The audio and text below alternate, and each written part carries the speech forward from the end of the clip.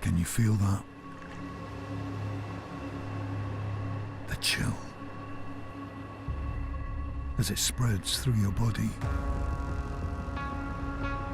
A shiver runs up your spine as the brisk wind bites. This is no time to freeze.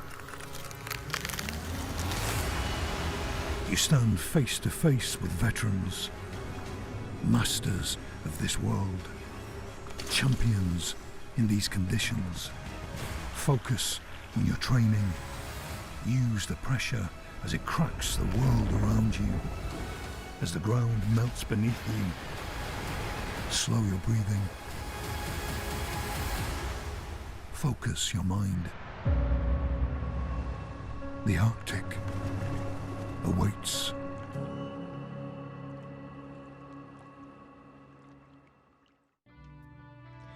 Hello and a very warm welcome to Greenland and X-Prix, the fully electric racing series with a purpose: to raise awareness of climate change and the dramatic effect it's having on the planet. I'm Jenny Gow. Alongside me in the commentary box is Andrew Coley.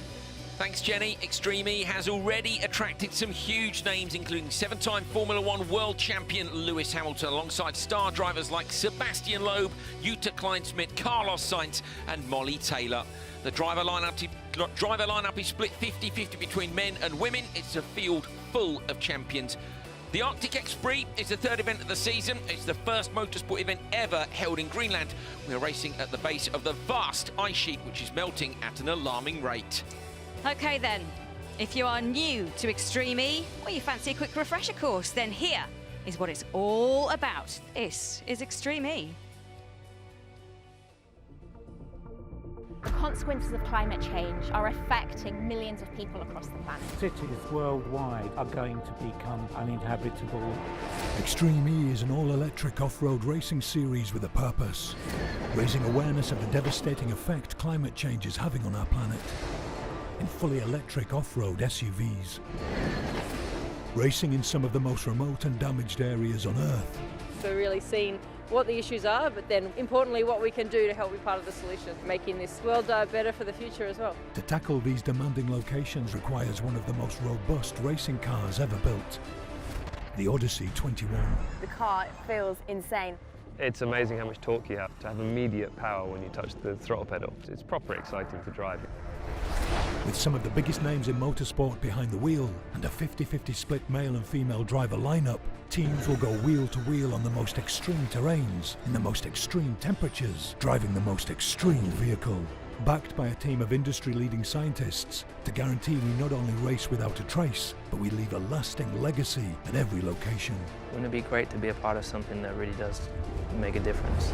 This is fierce and exciting racing with the future of our planet at its heart. This is the greatest adventure of our time. This is X-Prix.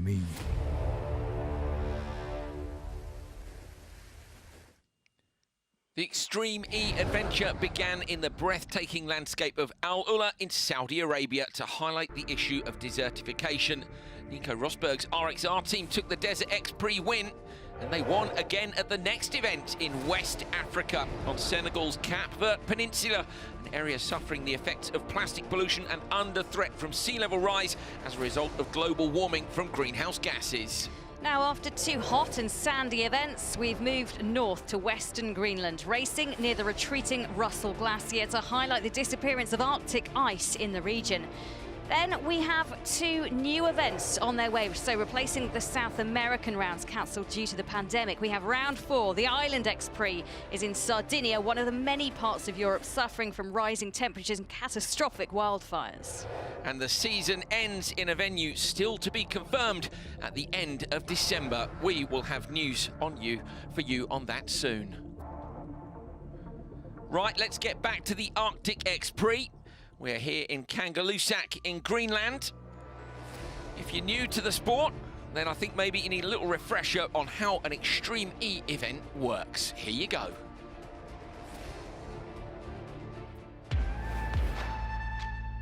The world's finest drivers have joined brand new teams to compete in the Extreme E Championship. Each team will consist of one female and one male driver. The drivers will compete in X-Prix across the globe, each highlighting a specific environmental issue. An Extreme E race consists of 2 laps. The male and female driver must complete 1 lap each. Each team has 2 hyperdrive power boosts they can activate on lap 1 and lap 2 of the race. Expect strategy and tactics. Over the course of an X-Prix, the quickest team that goes through the super sector collects a further 5 team championship points. Day 1 is qualifying and consists of 2 qualifying rounds. In each round, every team does 2 laps against the clock, with both drivers driving a lap each. In both rounds, there are qualifying points up for grabs, and this determines how they progress to Day 2, semi-finals and Crazy Race. There are also championship points to be won, with the top team in qualifying bagging 12 vital championship points, down to the last place qualifying team who walk away with just 4 championship points. Day 2 starts with the semi-finals, with the top 2 teams from each semi progressing to the final. The bottom 3 teams from Day 1's qualifying go head-to-head in the Crazy Race, the winner taking the last remaining place in the final. Grid play allows fans to vote for their favourite teams and drivers. The team that collects the most votes gets first grid position pick for the final, with the second and third teams choosing, but there is a twist. The teams who do not reach the final can still have an impact, as they can donate their votes to any team that reaches the final and influence who eventually wins the all-important grid play. The fastest 2 teams from semi-final 1 and 2 and the winner of the Crazy Race will battle it out in the 5-car final. The team that crosses the line first wins the X-Prix and claims 25 championship points, with the following teams collecting further championship points in descending order. All 5 X-Prix count towards the team's championship, and in the Drivers' Championship, competitors can drop their worst X-Prix result of the season. Who has what it takes to lift the trophy?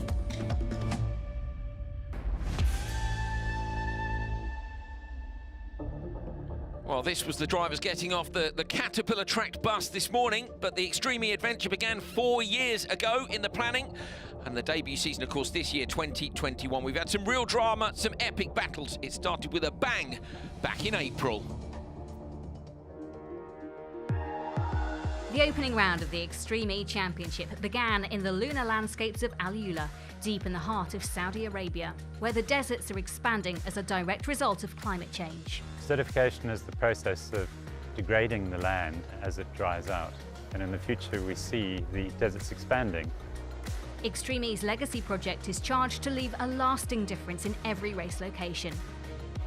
With the beaches a key spot for the sea turtle population, teams and drivers set out to clean and maintain this crucial habitat.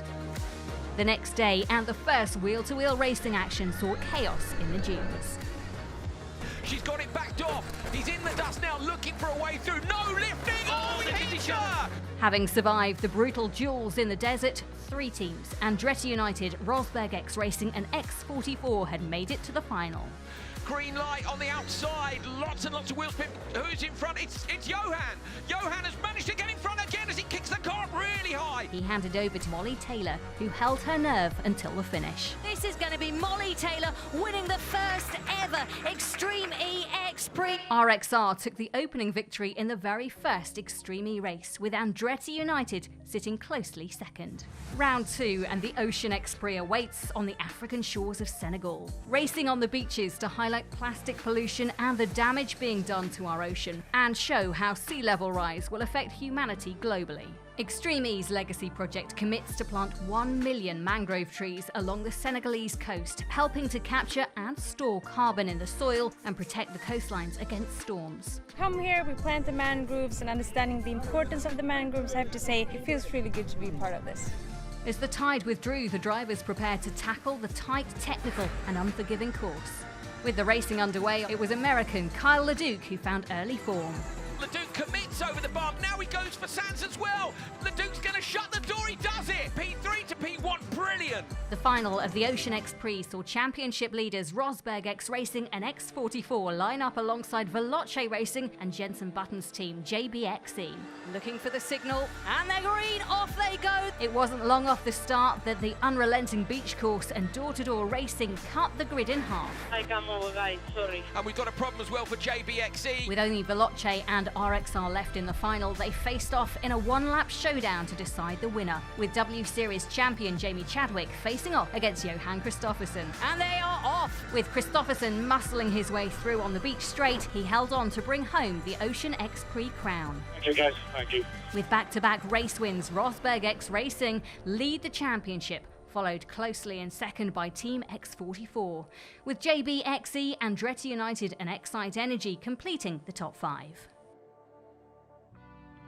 Well, great to see some of that action, but the racing, of course, is only part of the story in Extreme E. A hand-picked team of scientists travels to each event with Extreme E's own ship, the Santa Elena, to monitor local conditions and help raise awareness in the battle against climate change. Extreme E is dedicated to leaving behind a positive legacy in our race venues, and here in Kangerlussuaq there are a number of initiatives we're assisting with. From installing solar panels in the local school to give them a more sustainable future, to supplying and training the local emergency response team. But the biggest issue to tackle is the melting of the ice, and our in-house experts Peter Wadhams and Carlos Duarte are leading experiments that will help gather data to assist in the fight against climate change. As you can see from the scene behind us, a lot of the ice on the Greenland ice cap is very dark. It's called black ice. And it's dark because it's dirty, and what you've got is a long history of dirt and soot from fires gets blown across to Greenland and deposited on the ice sheet. If the ice melts, it leaves the dirt behind, so the dirt accumulates on the surface, gets blacker and blacker. And the blacker it gets, the more radiation it absorbs, and that means the faster it melts. So what we want to find out is how much of the sediment is soot from wildfires. Is that more than last year or more than in the past? Is it a serious addition to the melt rate of the ice sheet? The Extreme E drivers have joined the Science Committee on the ice cap to gather crucial samples. These will be used to gain a better understanding of what impact the dramatic change in climate has had on the region. But there's something special about the Kangerlussuaq Fjord, and it's the one that carves deepest into the inside, the heart of the island. And that means that the Kangerlussuaq Fjord discharges a large fraction of all of the melting that occurs in the ice sheet, and that comes along with a lot of mud and sediment. So we are now collecting this mud and looking at the power of this mud to release the salts and the chemistry that can shift the equilibrium of seawater to bind carbon dioxide.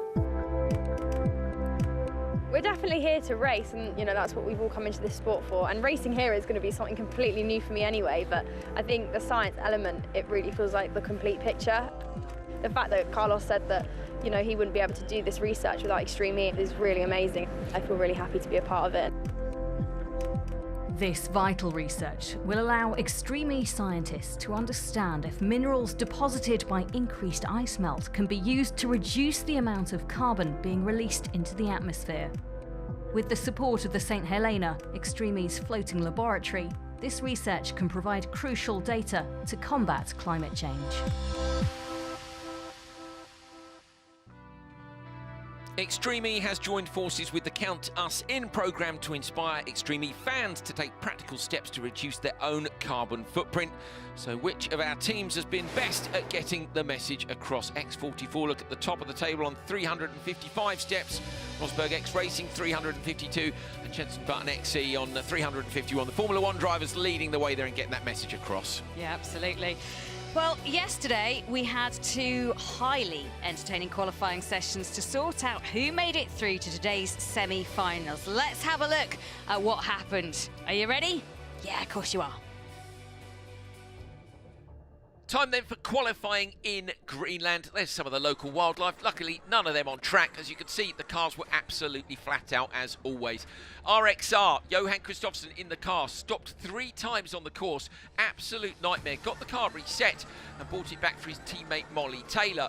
We didn't think things could get much worse, but look at this, a bad bounce, the rear right digs in, Taylor rolls the car, gets going immediately, doesn't even come to a stop, manages to get the car to the finish, but not the start the championship leaders were looking for. Chip Ganassi Racing, they were super fast last time out in Senegal. Sarah Price had a brilliant start to her run, handed over to Kyle Leduc, and at this point Leduc having a huge moment, nearly rolled like Taylor did, but managed to hold on. A fast time for the Americans.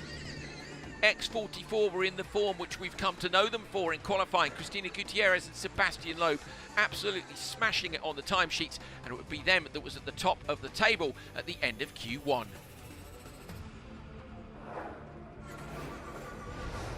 On to Q2, and Apt Cupra had a brilliant run in Q1, thinking maybe they could threaten X44 for the top qualifier spot, but Ekstrom came home for the changeover with 2 punctures on the car. The rear left was changed, the rear right they could not get off the car, and it was a DNF. Different issue for Carl Leduc. You ride on board with him here as the rear left suspension collapses. The Americans with a wheel hanging off the back of the wagon, unable to continue. Redemption time though for RXR. Molly Taylor had flown on the first lap, Johan Kristoffersen flew literally on the second lap, and they would win Q2. But it wasn't enough to deny X44 their 3rd top qualifier spot in a row. Gutierrez and Loeb have been fast and consistent and problem-free all day long. Another fantastic performance and another top qualifier spot.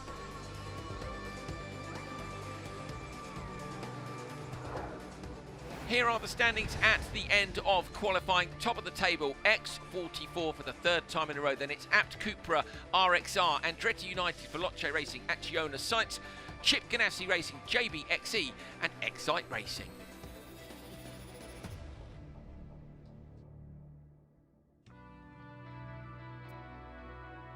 So a great start for X44 in qualifying. They did such a good job. Now the course here in Greenland has been built in an open plain right on the edge of this retreating Russell Glacier. It's very high speed. A very different challenge from the 2 desert-like venues we've been to before. Temperatures here much lower and a much different set of surfaces. Off the start line, fairly open. We've got a couple of tight corners where we can expect the cars to try to get in a line, but if they're not in a line by that hairpin just before the cliff face, you are definitely going to be following the cars in front through the next section. It gets very, very narrow, as we see here. One of the Apt Cupra drivers heading up over the top of the crest and down through that narrow section. It is literally 1 car wide. There's an off-camber corner in there, which is really tricky, and it continues right down to the lake section. In the background, you can see these dirt roads are going to cut up. It's very soft sand and gravel, a real mixture, very few places to pass. Once you get through that section, up towards the Russell Glacier, the ice sheet in the background of this hairpin at the very far end of the course, then things start to get interesting. The track is much wider and much more open. We can expect to see many variances of lines through here, and this is also where the super sector is. The fastest driver through the super sector will take 5 championship points home at the end of this weekend. There's a drop-off on the way into it, then it's flat out through some turns over the dried-up riverbeds, and it ends with this section here, breaking down the X44 car this was towards a big crest, and that's where the super sector stops. So is anybody going to really risk it through there for those extra championship points? Might use the hyperdrive, or you could save it for the back straight. Flat out across a super low flat plain of gravel before coming up towards a new challenge right at the end of the course, the Rock Garden. These are big boulders, like nothing we've seen so far. Do you risk it? Do you go flat out? Do you take it a little bit easier, as we see the X44 driver Sebastian Loeb doing here? We've seen people take both approaches. A brilliant track here at Kangerlussuaq for round 3. Now, we didn't want to make it too easy for any of our drivers, so overnight the sneaky track ferries came down and decided that they'd change it just to make it a little bit more challenging, and because we're going to be racing with 3 cars and 5 cars in the final, they wanted to really challenge them. Yeah, the first few sectors were badly cut up, where we saw Molly Taylor have the roll, and also we saw Kyle Leduc and a couple of others had the rear end of the car kick up really high. So the decision was made, with multiple cars running down that section, it would be better to go from waypoint 2 straight up to waypoint 6, the hairpin up to the narrow section. Going to be really interesting to see how that plays out during the semi-finals and the final. Yeah, we don't know how bumpy it's going to be. The drivers haven't had a go on it, so into the unknown, and that's how we like it here at Extreme E. X-Prix sees 9 all-star teams entering the inaugural season, packed with world champions from all over the motorsport world. We've basically got champions in every motorsport discipline pretty much, are all coming together and being part of X-Prix. American racing royalty Andretti have teamed up with Britain's United Autosport and have 2019 World Rallycross champion Timmy Hansen driving alongside British rally star Katie Munnings. Chip Ganassi Racing are on the hunt for victory, with the All-American outfit having recruited 7-time Pro 4 off-road champion Carl Leduc and the multi-discipline dirt racing expertise of Sarah Price. We will do it with a purpose and leave the smallest footprint as we can, but our footprint will be on the top of that podium for sure. At Cooper Racing have plenty of driving experience leading the line, as Jutta Kleinschmidt, the Paris-Dakar's only female winner, and former World Rallycross champion Matthias Ekström in the hot seat. Acciona Sainz, created by rally legend Carlos Sainz, sees the 2-time World Rally champion and 4-time Dakar Rally winner pairing up with Laia Sanz, an 11-time Dakar racer. To have Carlos Sainz in the field as well, it's pretty surreal for me. Driving for Excite Energy Racing is rally racer Christine Giampaoli Zonca and British rallycross driver Oliver Bennett. Veloce Racing, with Formula E champions and elite F1 experience behind the scenes, have 2-time Le Mans champ Stefan Sarazan, and for this round he's partnered by Emma Gilmore, who comes with a wealth of rally experience. RXR, formed by 2016 Formula 1 world champion Nico Rosberg, has the dream team of 3-time World Rallycross champion Johan Kristoffersen and Molly Taylor, the youngest Australian rally champion to date. These guys are looking like the ones to beat, sat at the top of the standings. Molly is Australian rally champion, so she's a phenomenal driver, and she's proven that as well on the X-Prix track. Hot on the heels of RXR in the championship are X44, founded by 7-time F1 world champion Lewis Hamilton. From a driver's perspective, I'm always looking for someone that's pushing the limits. Experience is key. The F1 star has recruited rally royalty, 9-time world rally champion Sebastian Loeb and Cristina Gutierrez, the 2nd female driver ever to win a Dakar stage. The pair definitely have the credentials to challenge for the title. It's really amazing to see them both performing at such a high level. Last to enter this almighty roster, JBXE, founded by yet another F1 world champion Jenson Button. Lining up in the driver's seat, younger brother of Timmy Hansen and World Rallycross hotshot Kevin Hansen. He's partnered up with Swedish off-road racer Michaela Arlen Kotelinski, and so far are sitting 3rd in the championship.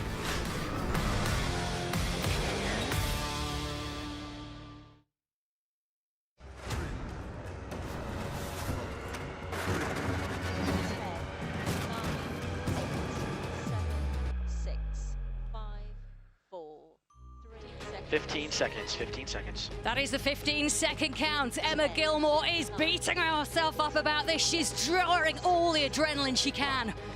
All eyes to the start line. We're about to go racing. And it's a green light, so getting stuck in to this race. Let's see what happens. The first 3-car race around Kangaloo Sec, a brand new start to this. You can see the X44 just edging in front. It is Cristina Gutierrez taking the lead, but staying with her, Emma Gilmore. And Veloce looks like she's got a good run on this, and she's taken the lead. We're on board with the Sainz car. It is Carlos Sainz. He's in 3rd place, but he's found a better way past. And we've got a problem, I think, for Gutierrez. The X44 dropping back hugely. It's Veloce who have taken the lead. Yeah, brilliant job there by Gilmore. First time we've seen the start, first time the drivers have even driven over this terrain in the cars. Not quite as bumpy as we thought it might be. Now we see hyperdrive from all 3 drivers. That's because this section's flat. Carlos Sainz moves past Emma Gilmore. Gilmore drops in right behind him. I want to think she might try a slipstream. Going to try and pull out on the way down towards the hairpin. It's such a long run. Gilmore's late on the brakes now. Sainz, though, has got the inside line. Gilmore might try and cut back on the exit here. Can she get past before the narrow section? Dirt flies up over the screen. Wow, the 3 of them really close together as they come into the tight, twisty section. You can see the Veloce car all over the back of the Acciona site, but there's no way through it this section. Oh, hard on the brakes for Veloce. They've made a mistake there for Emma Gilmore. It's allowed the car for X44 to really close up, but they've done nothing with it. This is great for the Sainz team. They've managed to pull away. I wonder if the grip levels are really different up there, because that's an uncharacteristic mistake from Gilmore, but also from Gutierrez behind.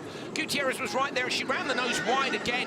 It doesn't look that much more slippery to us, but Carlos Sainz leading out front. Jenny, we were wondering where was everyone going to use the hyperdrive. I think we've had our answer. They all hit the button within about half a second of each other. After the bumpy start section, it's the long, fast section down to the hairpin. But, oh yes, standing water. Look how much water there is. There wasn't there yesterday. So overnight they've had a lot of rain, and you can see it's enabling the cars to try and actually battle each other by that lake. So tight and twisty. Again, out in front it is the Sainz car. Look, they're growing that lead all the time, and I think actually the X44 car keep being held up a little bit by Veloce right now. Yeah, definitely. Gutierrez is trying to find a way through, but we said yesterday, you cannot pass it. You shall not pass. There is no way through. Cut to the inside line. That was what a number of the teams were doing yesterday. We can definitely see that the sand is a bit damper and that there's some mud around the side of the lake there. Cars looking a little bit more sideways. Visibility slightly less. Now we come down the sandy section. They need to not let Carlos get too far away from them, because obviously they want to give their drivers the best chance possible to try and chase down on the second half of the run. I still think, Jenny, you might as well hold on to that hyperdrive. I think the fact that, look how close they are together here. You could end up with 3 cars close together. If you'd held on to your hyperdrive, you'd be looking to make a pass on one of these flat sections down here. So the other teams would be looking at this and analysing, could it be an option? Rain pouring down at Kangaroo Stack. The team's just coming to the switchback, and the Russell Glacier is behind them as they start going through this very bumpy session. There we go, as we pull out, you can see the glacier, the reason we're here, the reason Extreme E came here to look at that and the whole ice sheet, the impact that we're having on Arctic and global warming. But you can see Sainz, the Acciona team, out in front at the moment. Veloce, then X44. Yeah, it's mud, isn't it now? Up at the hairpin, there was mud rather than gravel for the first time. Looking back from, are we looking back from Sainz's car? There's a bigger gap now. So where has Gutierrez gone? Gutierrez, I think, has got a problem. Veloce have gapped X44 big time, unless she just had... Where would she have made up that time? We didn't see that. So there's a big gap now between Veloce and X44. Looking at X44, there's no issues, no punctures that we can see.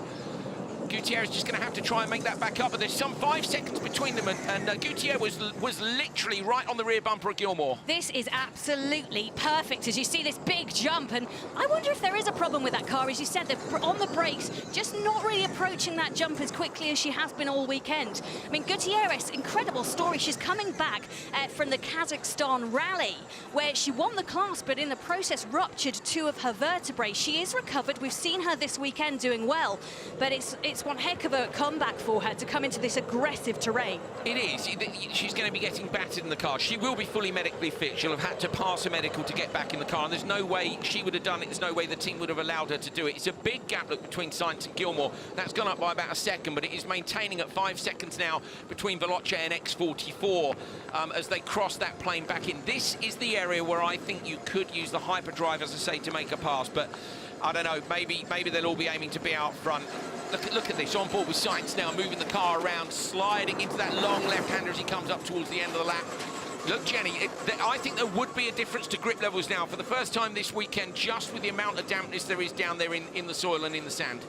This is perfect for Carlos Sainz. He wants to come into the switch zone with a really decent lead so he can hand over to Leia Sands and they can try and extend that. But this is a tricky part of the track. If you haven't watched it before, then they're coming up to an area called Rock Garden. You can see there are huge boulders that these cars have to navigate. We've seen punctures, we've seen all sorts of problems for teams, but actually he went over there quite gingerly and it was a nice line that he took. Yeah, good line from Sainz in the background. Gilmore's about to cross the Rock Garden now. Here she comes, launches it in a little bit harder, but still a good line from her, and then we're waiting for X44.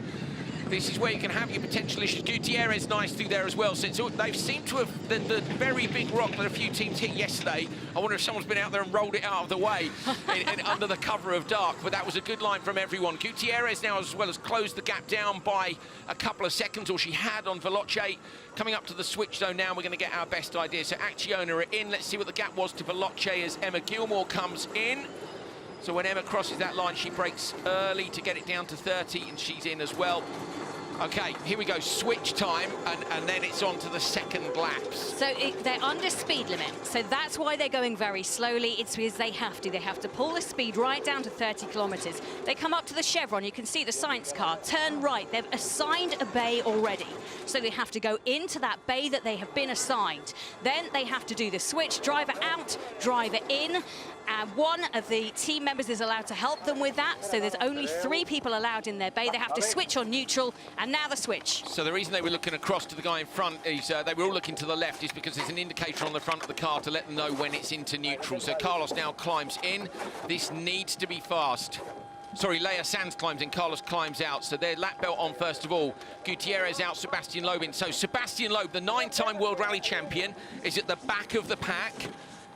45 seconds is the minimum. Obviously, you can go longer if you want to. Gutierrez helping Loeb. I think if you need to.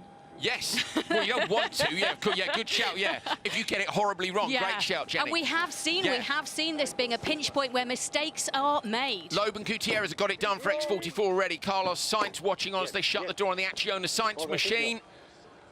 Go, go, go! That's good. So that's good, though. They looked across. What you don't want to be doing is panicking and going, go, go, go. So she's got out. They've done it under 45. Loeb at the back. So Loeb and Sarazan now, both way more experienced, remember, than Leia Sanz. Leia Sanz still learning the differences between bikes, cars, and I don't know if you fancy looking in your mirrors and going, hang on a minute, I think that's Stefan Sarazan and Sebastian Loeb, 2 of the most experienced drivers in the world chasing you out. It's going to be hard work, isn't it? Very She needs daunting. to get to that narrow section first. That would be a huge advantage if she can get there, but it's the second half of the lap as well. They're going to be hunting big time now. Here we go. So cars up to full racing speed now. It is Sanz, Sarazin, Loeb. What huge names taking to this track. Remember, this is the first time these drivers have attempted this part of the track. It was changed overnight to add to the drama. Do we need drama added? This is great. Loeb was reaching up there. I wasn't sure if his comms weren't plugged in, if he was trying to pull the belts a bit tighter. You're on board now with Sebastian Loeb. His first target is Stefan Sarazan in front, but Sarazan is no slouch. WRC experience, remember, as well as endurance racing. It's vastly talented driver. Yeah, really incredible pedigree of drivers that have signed up for Extreme E. And we have some great racing lined up. This is just the first of 2 semi-finals, then the crazy race. Sanz is into the narrow section already, so she's maintained that gap look of 12 seconds up to the narrow section. Loeb is within 2 now of Veloce Sarazan. He won't be able to pass Nero, know that. He'll just get as close as he can. Remember, the top 2 are going through, so only one isn't going to make it. Oh, wonderful shot. Backwards, lights ablaze there for Loeb. Comes up through the mud, dirt getting flung up over the screen. Brilliant stuff. Pressurising all the time, Sarazan, into maybe a mistake, maybe an error. Yes, it's narrow up there, but you still want to deliver that pressure on another team and another driver to just let them know you are there, you are waiting. So a narrow section, but you can just see there is no space between Loeb and the car in front, the Veloce team. Oh, look, it's looking for a way round on the inside. Can he do it? No, not quite. That is brave from Loeb, but what else would you expect? Looking for another way round. He's having another look, going to get into the rear quarter, going to go up the inside of Sarazan, cuts up over, goes through the side of the lake. Loeb makes a pass where we said you couldn't pass. Well, that's out the window, isn't it? 9-time World Rally Champion says, yeah, you can. No worries. Wow. I wonder if Veloce is struggling for traction, Jenny, because we saw Emma Gilmore struggle through this section as well. Gutierrez was all over the back of her, so maybe the difference in settings between the 2 cars, but X44 looked to have great traction, and Loeb is now absolutely slicing into the lead of Leia Sanz. It was 9 seconds, it's down to 7. Look in the background. He's on a big push, and Sarazan's going with him.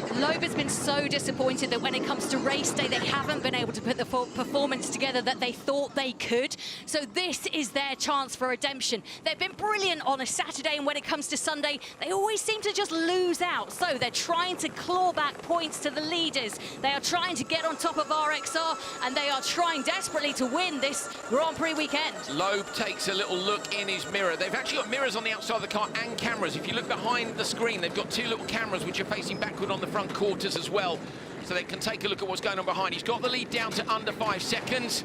Oh, Carlos Sainz and the Acciona Sainz team will be having kittens back in the command centre watching this. Can she hold on for the rest of this lap? I don't think anyone used their hyperdrive, Jenny, on the first part, and that makes me think they're going to be using it now. So Sanz has got to use it to defend. Loeb and Sarah's are going to use it to attack, and it's about how quick you want to go over these crests, what risks you're willing to take. If you don't make it through to the final, you're out. You've got to take a risk. This is going to be the longest second part of a race in Leia Sanz's career, possibly. She's being hunted down by one of the greatest drivers in the world. It's terrifying, but it's fantastic. There he is, Sebastian Loeb. Cool and calm. Yeah, no visors down today, visibility so much lower. I'm thinking races in the dark. I'm loving the lights, I'm loving the wet as well. I like the tricky conditions. Loeb's really close now. He's 2.6 seconds back. Airs it out big time. 2.1 seconds back. Slices another half second. Oh, look at the background. Wow. Biggest jump of the weekend from Sarazan. That was insane. He took so much height into that jump. It was incredible. But look, this is the lead. This is the battle for it. It's Sainz. It's X44. Are we going to see a hyperdrive now when one of the cars wants to pass? I think it's a wise time to use it, but Loeb, one of the wisest men out there. And look, he is closing down that gap. He is going to get that Acciona Sainz team. Leia Sands up and over the crest. Loeb airs it out just in behind now. He's right on her rear quarter. Still, we haven't seen anybody use hyperdrive. We're going to see it now. Loeb's in behind. Here we go. Sebastian Loeb on the hyperdrive, going for the pass and just blasts straight round the outside.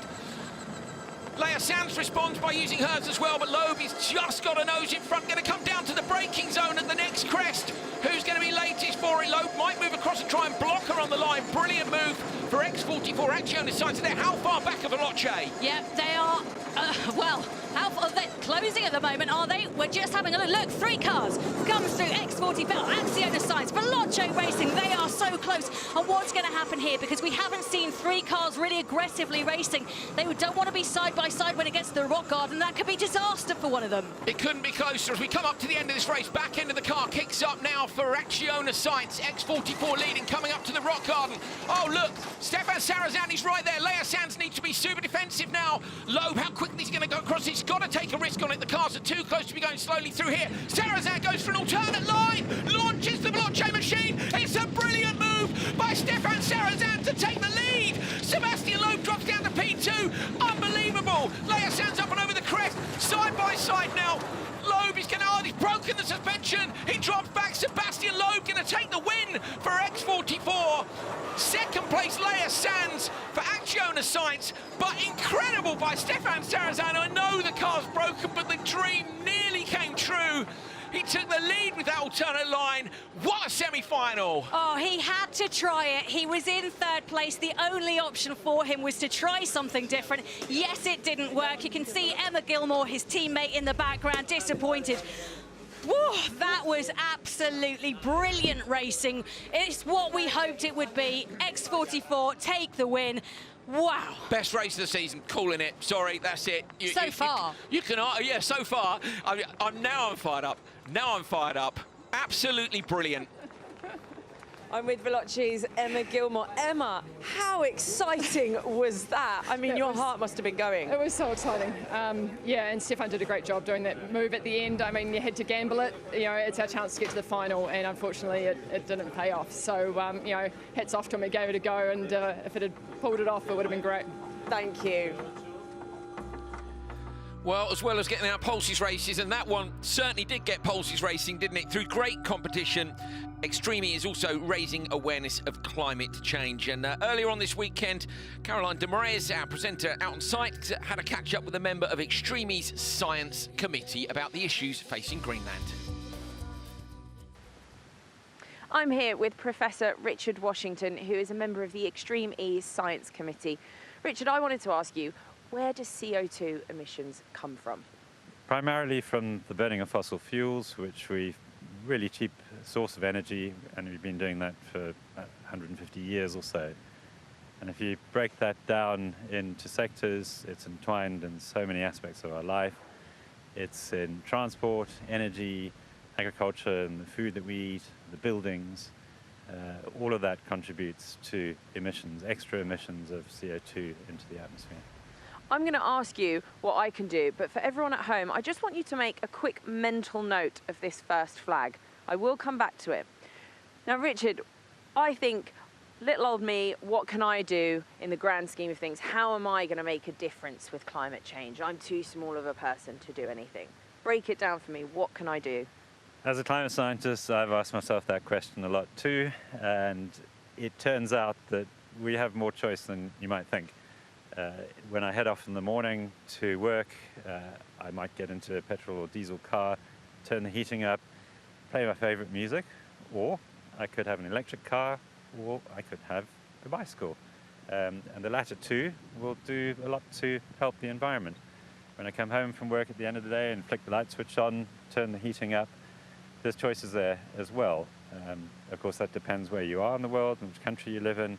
But for me, I could subscribe to a company that works with renewables and isn't involved in as much CO2 production through fossil fuel burning. Likewise, when it comes to dinner, I could eat red meat 7 days a week, and that would contribute much more CO2 to the atmosphere, or I could back off on that. And it turns out that many of these choices are healthy choices too. Cycling to work or eating less red meat is something that would please my GP too. It absolutely would, and I guess it's not just one person doing it, but we times it by billions of people, and then suddenly we're making an impact. Suddenly there's a massive impact. Probably one of the most important things is for individuals to accept the state of the problem that we have, the size of the problem that we have, and that'll ease the choices that we can make. Well, listen, Richard, thank you so much. And I mentioned the first flag, and now we've got a second flag here. Now, this is the average distance that the glacier behind me is reducing by on a daily basis. Little food for thought there. All this talk about food's making me hungry. I don't know about you, but really fascinating insight from Professor Richard Washington. He's a huge motorsport fan as well, sat down with Lewis Hamilton ahead of the season and really shared some of his insight. Yeah, brilliant to have attracted the likes of Lewis Hamilton and also the likes of people like Carlos Sainz, an absolute rally legend. Carlos loved the idea of Extreme E so much that he decided to found his own team and drive in it as well. Let's hear a bit more about them and their season so far. Acciona Sainz XC, with 2 times World Rally Champion and 3 times Dakar Rally winner Carlos Sainz Sr. and 11-time Dakar racer Laia Sanz behind the wheel, have had a rollercoaster opening 2 races, with moments of brilliance and misfortune coming in equal measures. Their combined desert experience from the Dakar Rally came in handy during qualifying in Saudi Arabia. It feels good to be in a terrain more familiar to me. I'm excited to start, but also a bit, nervous. An excellent performance saw them fly across the sand to secure 2nd place overall. We are P2. Laia is doing a great job. I'm happy, we are happy, and yeah, let's see tomorrow what is happening. Despite this initial success, there were doubts on how they would fare when the wheel-to-wheel action began, as both drivers come from a rally background. In the semi-final, Carlos showed that he wasn't afraid to get stuck in as he fought for position against Hamilton's X44 and Rosberg's RXR. Despite a fearless effort, he was unable to take the lead, and with limited visibility in the desert dust, they finished 3rd in the race, losing their spot in the final. I think we have a good start. Then before the first corner, I have a small touch with Sebastian Loeb, and then it was over for me. In Senegal, they hope to once again capitalise on their Dakar racing experience. However, a technical issue in qualifying saw the car break down on course and disappointingly landed them in the shootout race.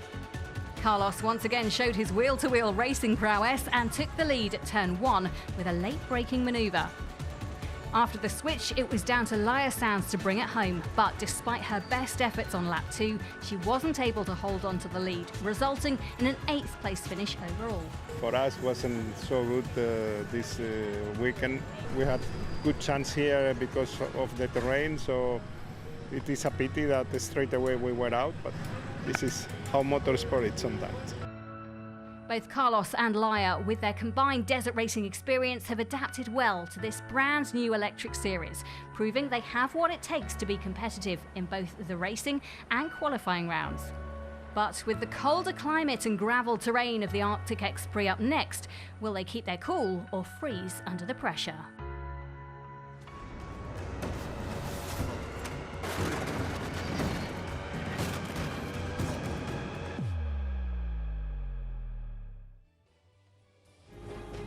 Fifteen seconds. Hansen for Andretti United, Kristoffersen for RXR, the championship leaders in the middle of the grid. Jutta Kleinsmith for Abt Cupra. Wait for that light to go green and we'll be launching down to turn 1. They've not experienced this part of the track at all before. Green light now, brilliant start in the middle of the grid for RXR.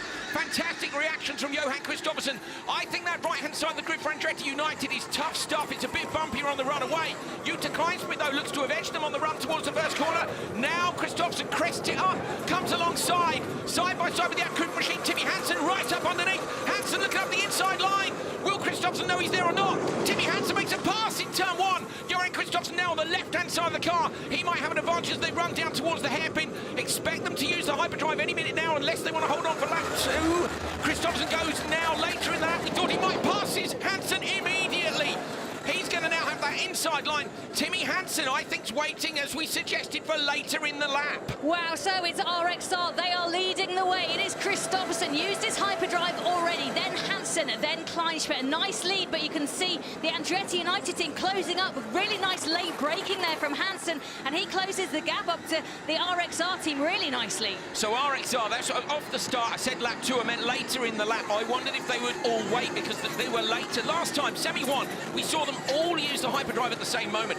Timmy there, he knows Johan's gone, it's fine. So RXR have prioritised the whole shot. They've prioritised being number 1 on the road and used it there. Timmy Hansen and Andretti United gone, you know what, we're going to wait, we're going to use it on the second half of the lap. So this might be an opportunity for Timmy to come back past Johan. You to Kleinschmidt, how far back is she? Not far. You just saw her headlights appear. She's about 8 seconds down the road. So this is a section in semi-final 1 that we saw a pass being made. Can Hansen do anything about this? Because he's right behind Kristoffersen. We see the inside line. Oh, Kristoffersen's taken a flag down. Yeah, he's taken a flag down. That could well be a penalty. You're not allowed to knock those waypoint flags down. Visibility so poor for Andretti United.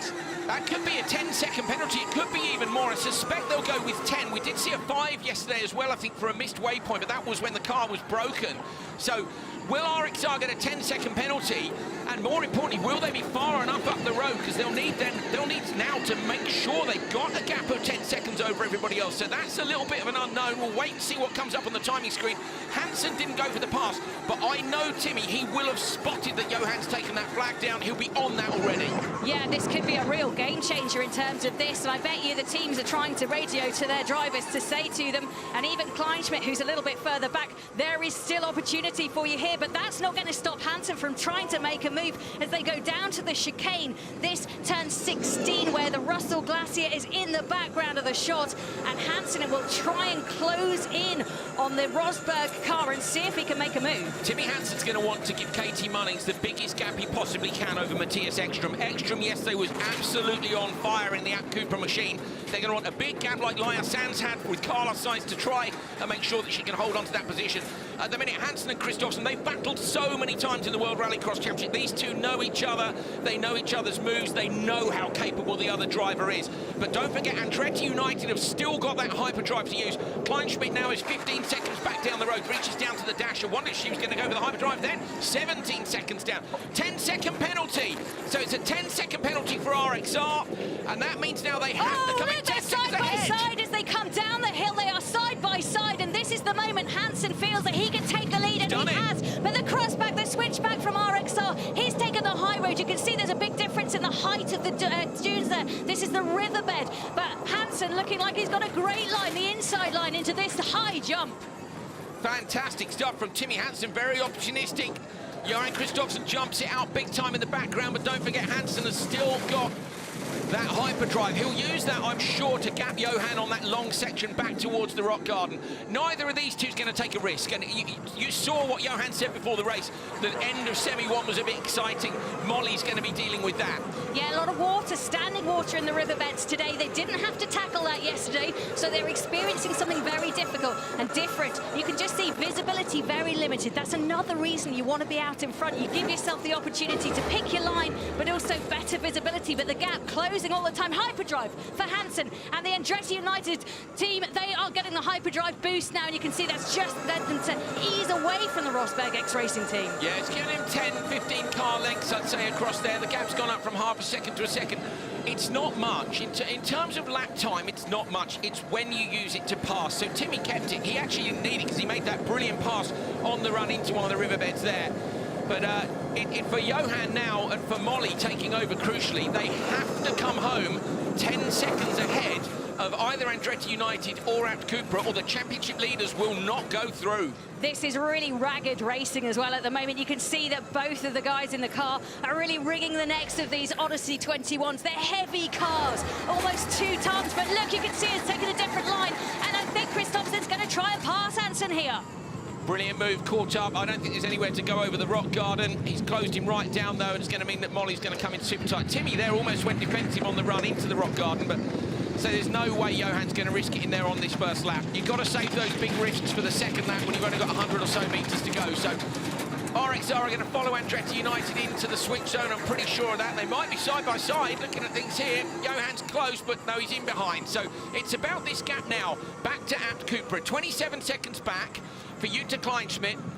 She's going to hand over, though, to Matthias Ekström. And Ekström, as we know, is very quick indeed. Kristoffersen to Taylor. And, oh, there we go. Late on the brakes. Kristoffersen passes Hansen on the brake zone to the switch. So sneaky, isn't it? What an old trick, but he is wily. And he just used that momentum, took himself a little bit further under braking and goes into the switch zone leading. But they will have this 10-second penalty to serve. So what they'll do is they'll come into the switch zone. They have to have the driver switch, 45 seconds. And they have to spend 10 seconds extra in that pit lane. Hansen knows that. Munnings will get into the car. She'll know it. They will leave the switch zone unless they have a disaster leading this X-Prix. In we come now. So I say, crucially, this is all for me. This is all about the championship leaders. It's all about RXR. They've got this 10-second penalty. Ekström jumping into Abt Cupra. Molly Taylor jumping into RXR. Katie Munnings getting in for Andretti United. They're 30 seconds up. What are we hearing here between them? Not a lot. They've got to go through. If they don't go through, remember that already X44 are through, Jenny. The pressure's on here. X44 are in the final. If RXR don't make it, championship's going to change big time. Speak to drivers all the time about how long penalties actually feel like, and the 10-second penalty for them will feel like forever. I'm not sure if it gets added. I think it gets added to the time at the end. I don't think they'll have to stop there for 10. I think they'll go out now when they were supposed to. I think they'll leave on time. We'll see in a moment. And yeah, they are. So they're leaving on time. There we go. This is the moment where he hit the flag. So he comes into this left-hander and goes up on the berm, not too high. The car's understeering. He gets it with the rear. So he gets on the gas to try and stop the car from understeering, and just clips it with the rear right wheel and takes the flag down. So Timmy will have seen that. Katie now knows she's got to be within 10 seconds of them you know, she's got to try and follow Molly, basically. Follow Molly Taylor, but keep an eye on your mirrors, because here is coming Matthias Ekström for Abt Cupra. It's just, yeah, madness. Cool. Right, all three teams have now left, so we've had our driver switch. Taking to the cars is Molly Taylor for RXR, Katie Munnings, Andretti United, Matthias Ekström for Abt Cupra. Three great drivers out there, and they have their hyperdrives reset, so they'll all have to use those once. And you can see Matthias Ekström has his work cut out. He needs to pull back time, and RXR need to pull out their lead. They have this 10-second penalty. As Andrew Coley said, who's next to me, Jenny Gow, in the commentary box, they need to extend their lead so that 10 seconds doesn't take away from them going through. Top teams go through. I'm with RXR's Johan Kristoffersen. Johan, you got a 10-second penalty. How tricky were conditions out there? Yeah, it was a bit tricky. It was just by the lake where it was a bit more slippery in the mud. And obviously there I also touched the track marker. So yeah, it made the life a little bit more difficult for Molly, but that's it. Best of luck, thank you. He's super calm, Johan. It won't fluster him because he knows Molly is an absolutely class act. They've won both events so far, Jenny. I'm not betting against them at all. Katie's in a nice position here in that she can follow Molly. We know Molly is absolutely on the pace, and Katie will try to go with her. As I say, it's how far back. Ekström's actually 37 seconds back down the road. Nobody's used their hyperdrive yet, so they'll be saving that for the back side of the course. I wonder if Ekström's going to be able to close that gap or not. These drivers have spent the first semi-final with their teams in their little cubby holes out there in Greenland, looking at what other drivers are doing. They've watched that first semi-final and they've worked out how they're going to approach this, the lines they want to take.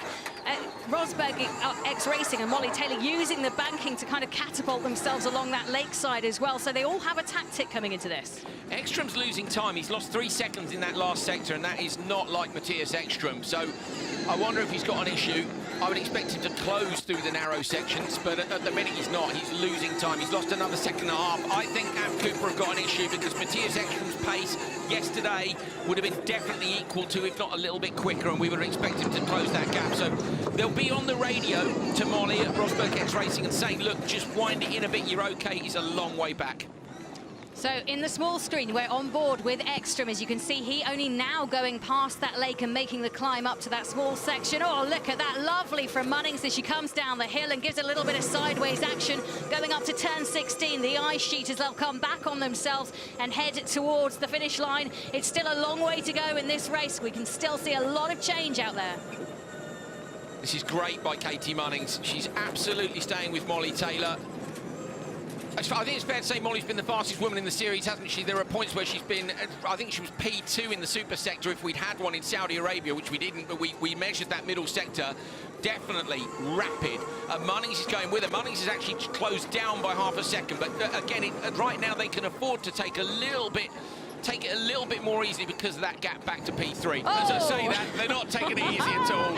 I love this. It's fascinating to watch how the different drivers have different styles, how they enter, how they exit. You come down this, but it's a big drop, and I tell you what, Munnings is closing all the time with the Russell Glacier in the background. So they could go here to try and make the pass using hyperdrive, but with a 10-second penalty, my money would be on don't. The extra risk isn't necessary, just follow them home. As long as you're within 10, you get the win. So they'll get the win, and that'll put RXR down into P2. We've got grid play for the final anyway, so it's not going to make a massive difference to your grid position. If it was row 1 or row 2, you'd be thinking, OK, no, I want to be in front, but they're all in a line on the grid. So it's going to come down more to the votes in terms of grid play for that anyway. So I reckon Munnings will follow Taylor home. You have to use your hyperdrive, whatever happens. She passes her.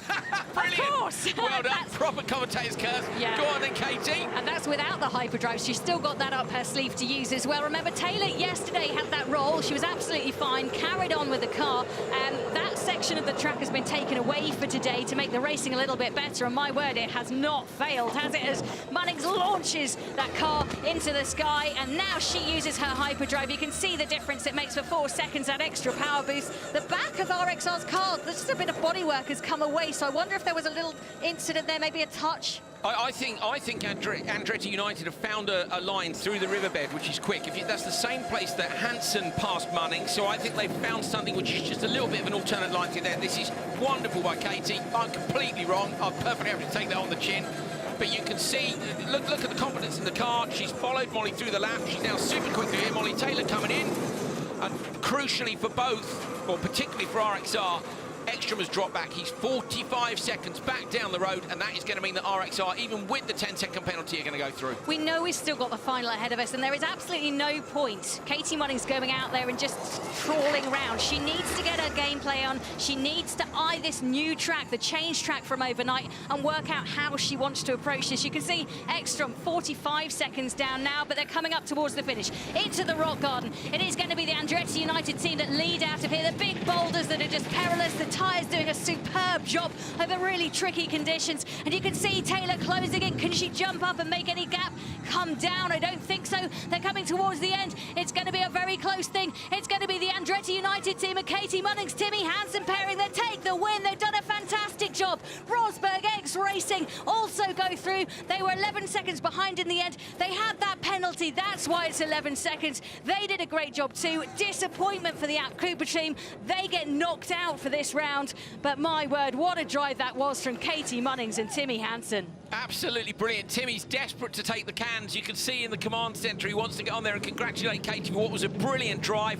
I thought she'd take it easy and just bring it home behind, knowing there was a penalty there. She made the pass, and that will be huge for her confidence levels. Absolutely brilliant. The smile on her face and the fist pump when she crossed the line tells you all you need to know. That meant a huge amount to Katie. She's just matched up to her biggest rival in the series. Brilliant. Yeah, they all go way back. All of these drivers know each other from different disciplines. It's a very small world, isn't it, out there in the world of driving. I'm just listening in to Ekstrom, and he's not running at full RPM there. I don't know if he's just crossed the line and backed off. I think he has, but yeah, not for Kleinschmidt and Ekstrom. It's a shame, isn't it? Look at Katie Munnings. Look how pleased she is. Go on, Katie. Absolutely. Well, what a couple of semi-finals it was. A result of semi-final 2. Absolutely cracking. Going through, it was the RXR and Andretti United teams.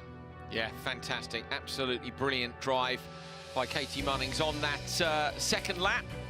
There they are, Timmy Hansen and Katie Munnings for Andretti United. Co-owned, of course, by Michael Andretti and Zach Brown. Zach Brown currently standing in the rain. Couldn't be here in Greenland, but he is in Spa. no racing taking place there, but plenty to come here in Greenland. I wonder what they can do from there. First ever 5-car final. Of course, we've got one place still up for grabs in the crazy race. And then 5 cars down to turn. What do you reckon?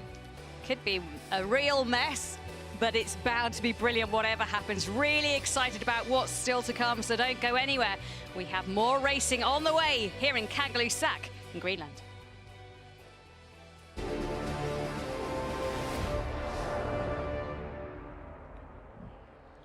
Greenland is the setting for the 3rd event in the very first season of Extreme E, a racing series for state-of-the-art electric SUVs, and this is the Arctic X-Prix. I'm Andrew Coley, and with me in the commentary box is Jenny Gow. Yes, this weekend we're in Western Greenland, near Kangerlussuaq, close to the Russell Glacier, which, like the rest of the Arctic region, is suffering from the effects of global warming. We've already seen some great action earlier on today with the 2 semi-finals. This was Stefan Serrazan with a last corner dash up the inside. He took the lead, but it didn't quite work out. We'll take a little bit more of a look back at that action before we get stuck into the final later on. But brilliant stuff from both, and an amazing run from Andretti United too. Yeah, we had such shows of courage, of ability. It was a joy to watch. This just gives you a little teaser, just to get you excited about what's still to come. Fantastic drive there. Well, the racing this year has been awesome, but of course, the other key aspect of Extreme E is raising awareness and helping in the global fight against climate change.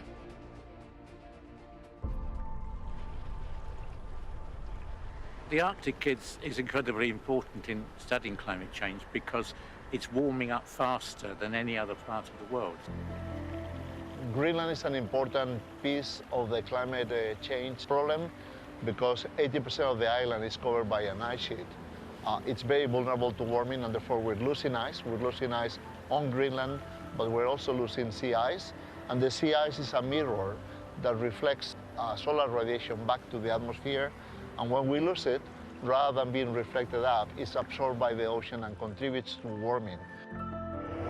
Since 1979 to present, we have seen losses of sea ice in the summer, which have increased at 13% per decade. So the Greenland ice sheet is one of the most important reservoirs of ice in the planet. This is, of course, a huge ice sheet, but it's losing mass at an enormous rate. In fact, last time we were on it, it was the biggest daily loss in history was 12.5 billion tons of water melted off in that one day. And on the last years, the rate of loss of ice and the delivery of fresh water to the ocean has been equivalent to be able to flood England with 2 meters of water every year coming from the Greenland ice sheet. In August this year, the rain was observed to fall on the top of the Greenland ice sheet for the first time. That's 4,000 meters above sea level, and it's never rained there before. The big consequence of the melting of land ice is that sea level rises, and it's inexorable that it's rising. And all of that retreat produces meltwater, and the meltwater goes into the ocean and causes sea level rise. More than 600 million people live in areas that are below 10 meters above sea level. We must absolutely take action everywhere to avoid that the unleashed climate change that we're starting to experience in the Arctic propagates and cascades and affects the entire planet. It is a situation where we need all hands on deck and all solutions on deck.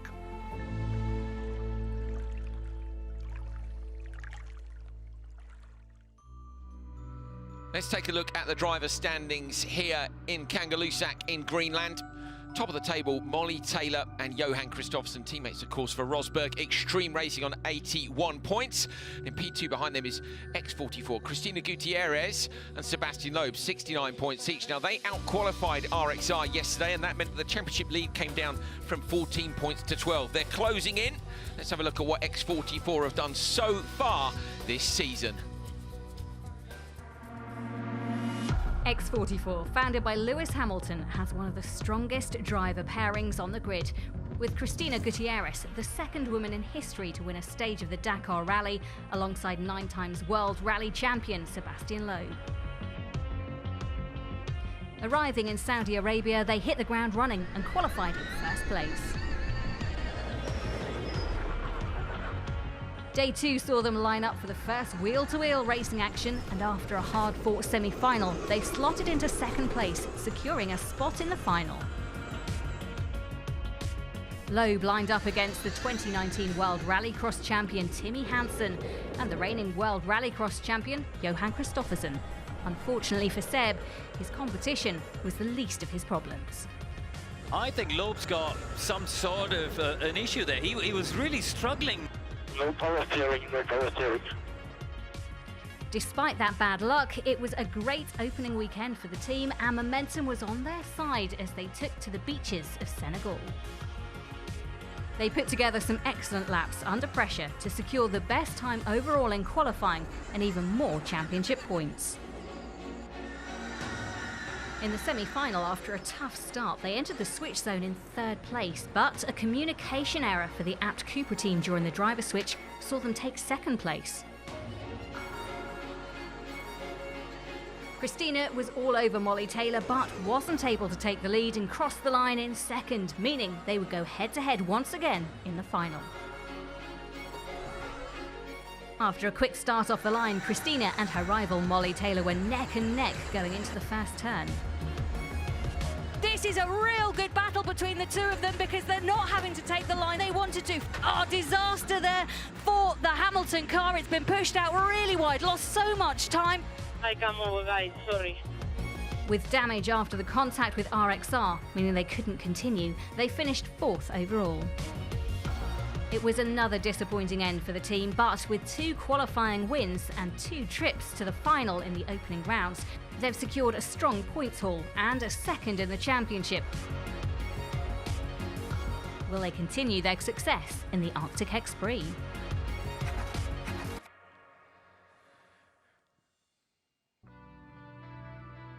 We've had our 2 semi-finals. We've got 4 cars through to the final, but it's a 5-car final here in Greenland, and the crazy race is going to decide which one car goes through to join them on the grid.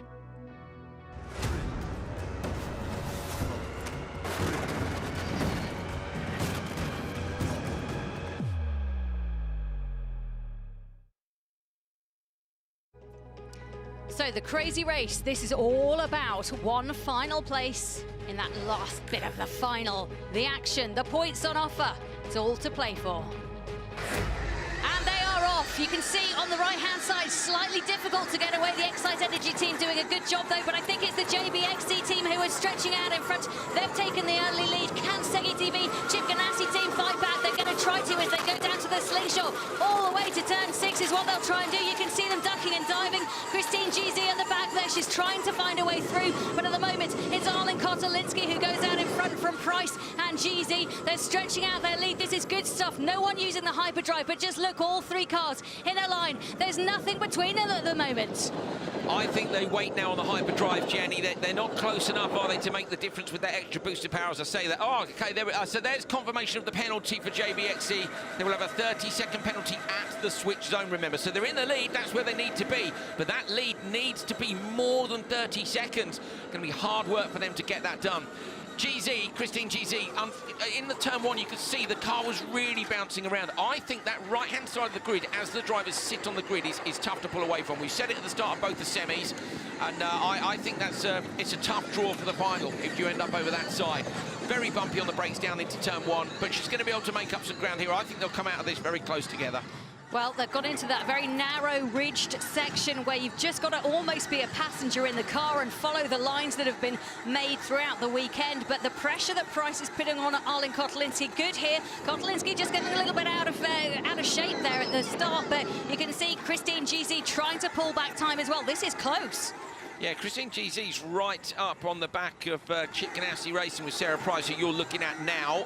We can look back and see the gap to the Excite racing machine. This is the slippery section. Oh, Christine GZ looks to the inside line. It's where we saw that pass earlier on. Not going to happen this time, but Sebastian Loeb wasn't, who snuck a wheel in the side of the lake and decided that was within track limits, and it was, because all you've got to do is pass between these waypoint markers.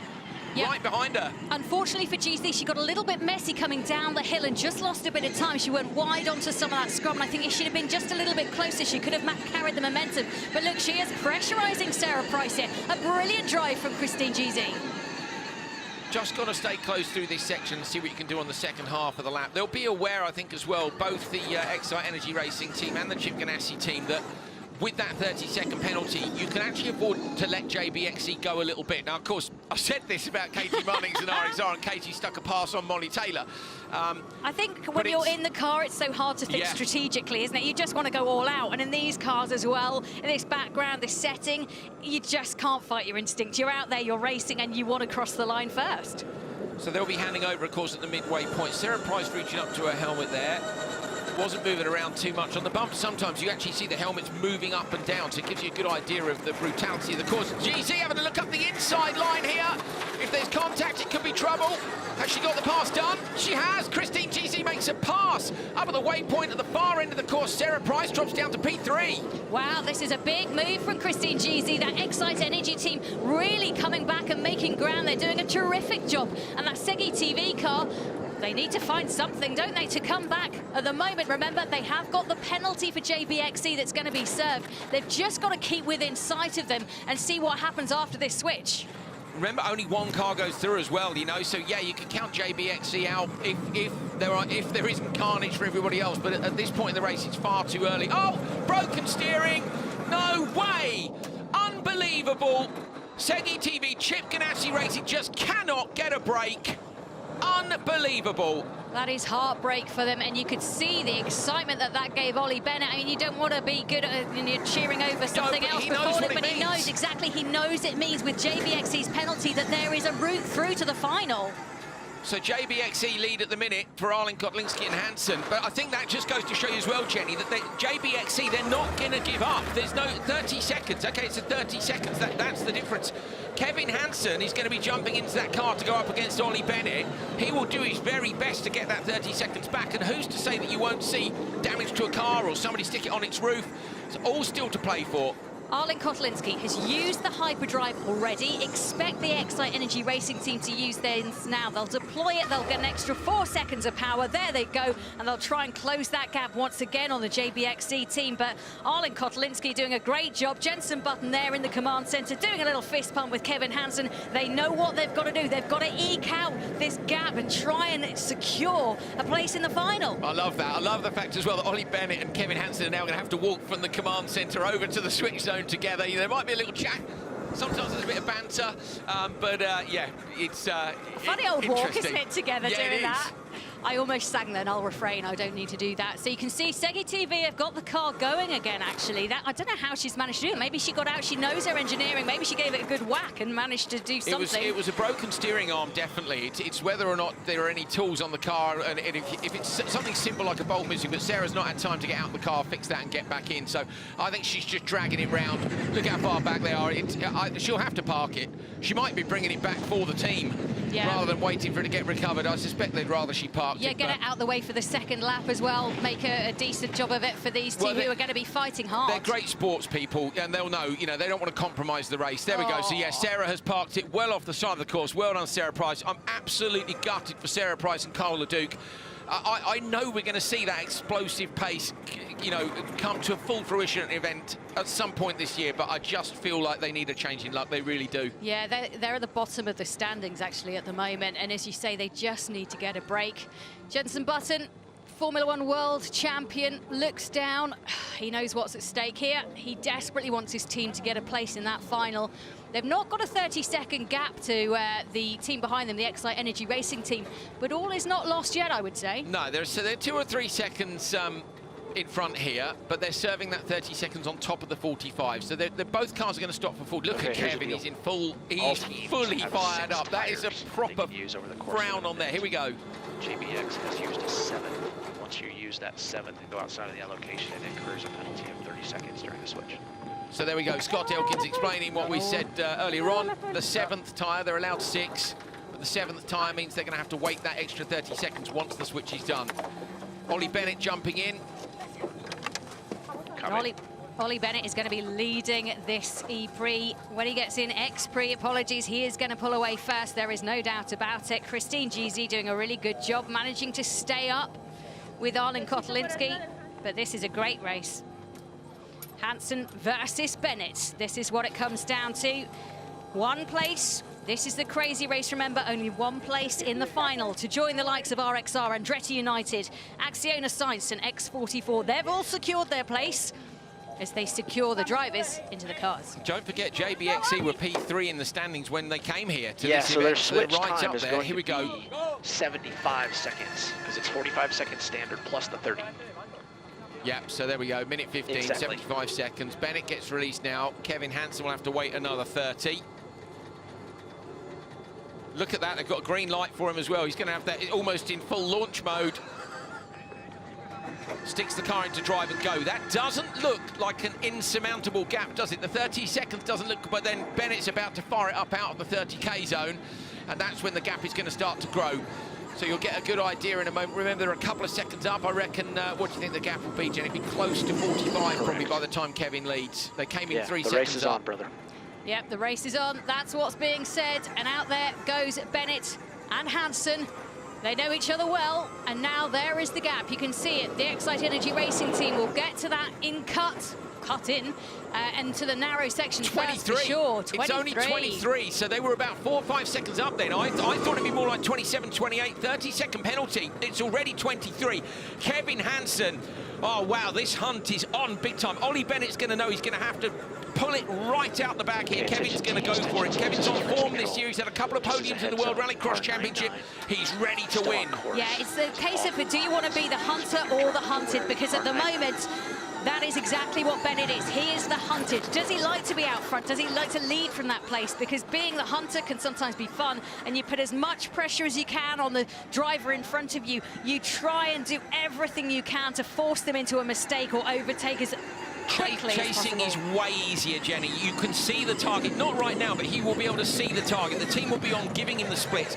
Ollie will be out front. There's nothing worse than receiving the splits out front. 23, oh, sorry, mate, now it's 19. You're just thinking, no, no, no, I've got to push. Then you start thinking you don't want to drive on your mirrors. Once Kevin gets to him, he starts looking in the mirrors, looking at the cameras, trying to figure out, look at Kevin. Big steering inputs, maximum attack as he comes up the hill. JBXE chasing down Excite Energy Racing. They are really enjoying this. You can just tell from Hansen's face. He is loving the pressure. He's loving pulling back this lead. 16 seconds is the difference. Each time they go through the waypoint, we'll be able to tell it comes down to 15 seconds now. JBXE, Jensen Buster must be having kittens. We go on board in the bottom right of your corner. That is the JBXE team. They are trying to close them down. Kevin's going to close this gap again here.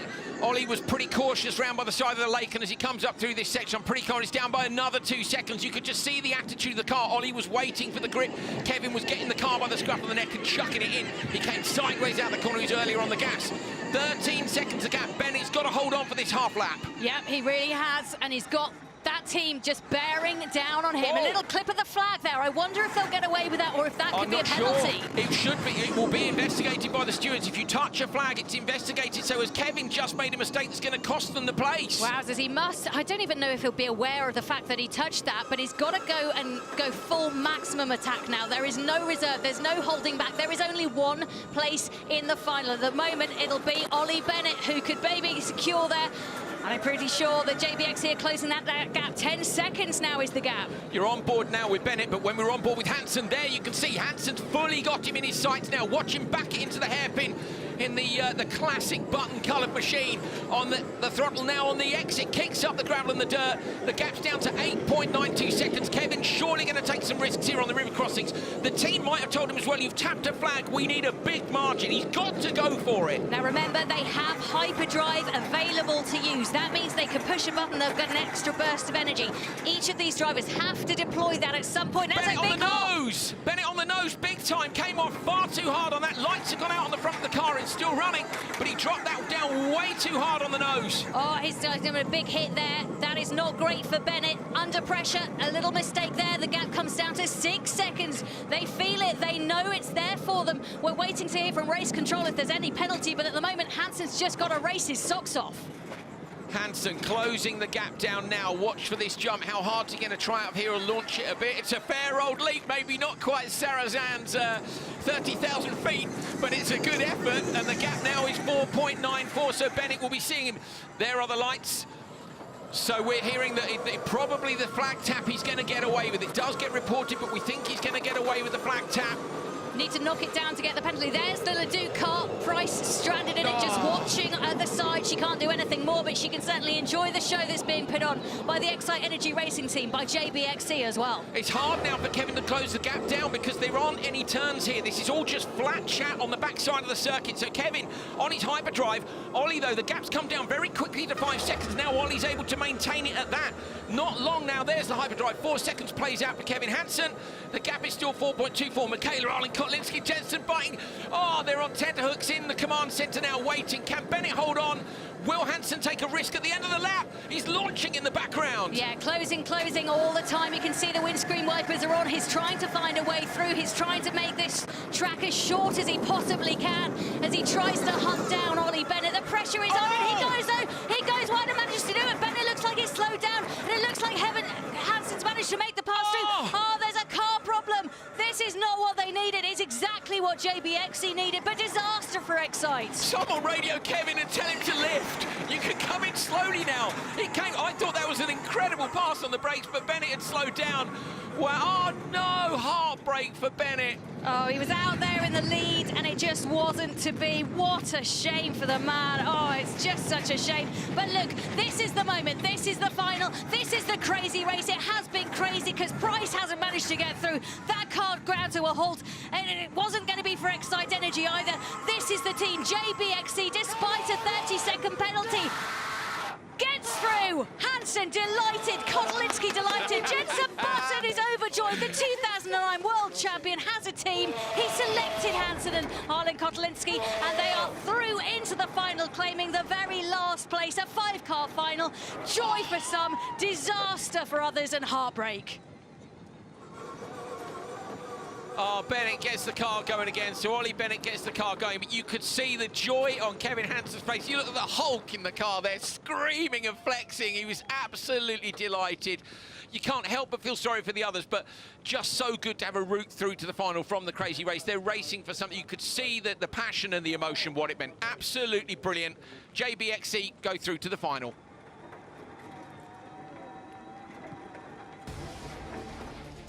So these are the people who have progressed through to the final. You can see the way they've done it. And we have a 5-car final for the first time. It's going to be X44, Acciona Science, United Andretti, RXR, JBXC, and JBXC delighted after that. Let's catch up with them down in the paddock. I'm with JBXC, well, their team and their team principal and owner. Jensen, I'm going to come to you first. How proud are you to be in the final? So proud of these guys and the whole team, because Friday was amazing. They were so fast. And yesterday it was just problem after problem with the car switching off and the punches. And we had a 30-second penalty in the crazy race. And these guys still won. So, no, amazing job. And, you know, I think that gives everyone in the team, especially these two, so much confidence going into the final. And I really cannot wait. This day has been so exciting, I think, for everyone. Adrenaline's pumping. And when you've got drivers like these two that work so hard and obviously have the speed, yeah, we're in a great place for the final. Kevin, I've got to come to you next. That was epic. What was it like for you? Well, I saw we exited like 22 seconds behind, and I heard calls on the radio all the time, and I heard we were chasing all the time. And you know, the adrenaline in the body, I mean, it was amazing. And I tried to push everything I had, took all the risks, and you know, it paid off. I mean, we're in the final. Even though we had a 30-second penalty, you know, we come back and we never give up in this team. Michaela, I will have to finish with you. I mean, you were up and down in the command centre, roller coaster of emotions on your face. Yeah. But you had an incredible run, and then watching Kevin, what was the experience like for you? It was just, like you say, pure adrenaline. It was so exciting, and I got to start, and then I thought, okay, maybe if Kevin pushes, we can do this. And just like in the second last corner, I mean, his drive, amazing. I'm so excited for the final to see what we can do. I can't wait to watch it. Thank all of you, and good luck. Well, each team has won votes from the public in grid play, and you can see here it was time to see who got the advantage to start the final in their chosen grid slots. Yeah, always interesting to see, isn't it? Also, the teams which don't make it through to the final can donate their votes, can't they, to the others? So we see some tactical voting where they don't want some of the teams who are further ahead to get too far ahead, but that's the order in which they finished, and this was where they chose their grid slot. So I think it's pretty obvious as well. We were saying earlier, Jenny, about which side of the grid is a bit tougher, and that's where JBXE have ended up in slot number 4 there, and then right out on the right-hand side, Andretti United. It's pretty bumpy in front there. Yeah, not ideal for them, although they did start far out that side for their semi, so maybe it'll be okay, but there's a lot at stake, and that's how it stacks up for the grid as we go head right into the final.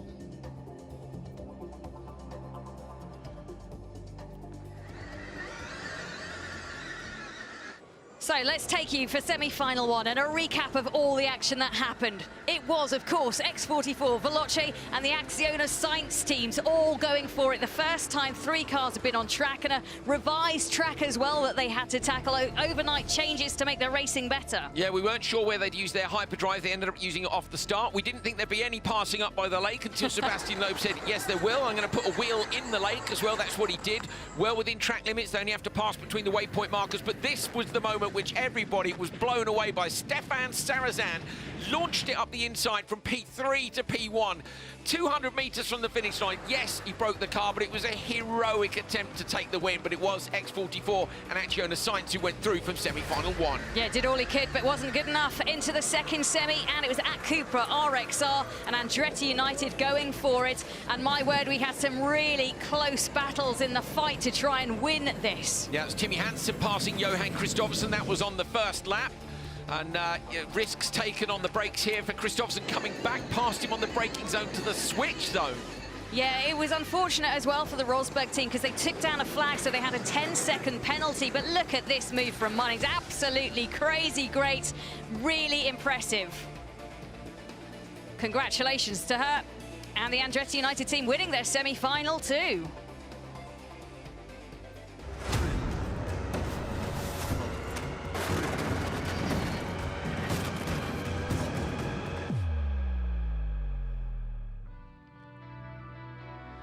Here is a look then at who is in the final for round 3, the Arctic X-Prix from Greenland. 5 cars for the first time. Cannot wait for this. Stay with us. I'm with X44's Cristina Gutierrez. Cristina, you're in the final. You've done so well in Senegal and Saudi Arabia, but can we see you on the podium this time? Top spot, maybe? I hope, but this is a crazy race. There are 5 cars in the final, so it will be very difficult for everybody. So we'll see what happened in the race. We need to see what happened at the beginning and then try to push a lot, and we'll see on the rocks because something can happen. Johan, you're into the final despite all the challenges. Can you make it 3 wins out of 3 races? Well, we definitely have the chance, but the competition is really high, and there is a high-risk track as well, especially with the rock garden at the end. But I mean, let's see. I mean, Molly has good pace on the track, so if she have a good start, I think she can put me in a good position for the last run, and from there on, I will just give it all. Well, good luck. Carlos, you've made it to the first final. You did it in style, but it's a 5-car final. What are you expecting? Well, first of all, you know, we are very happy to reach our first final. I think it's new to be 5 cars in the final, so we need to see how it looks. Luckily, there is no dust, so it should be good, you know, good action out there. And of course, Laia and myself, we will try to do our best. Best of luck. Thanks for speaking to me.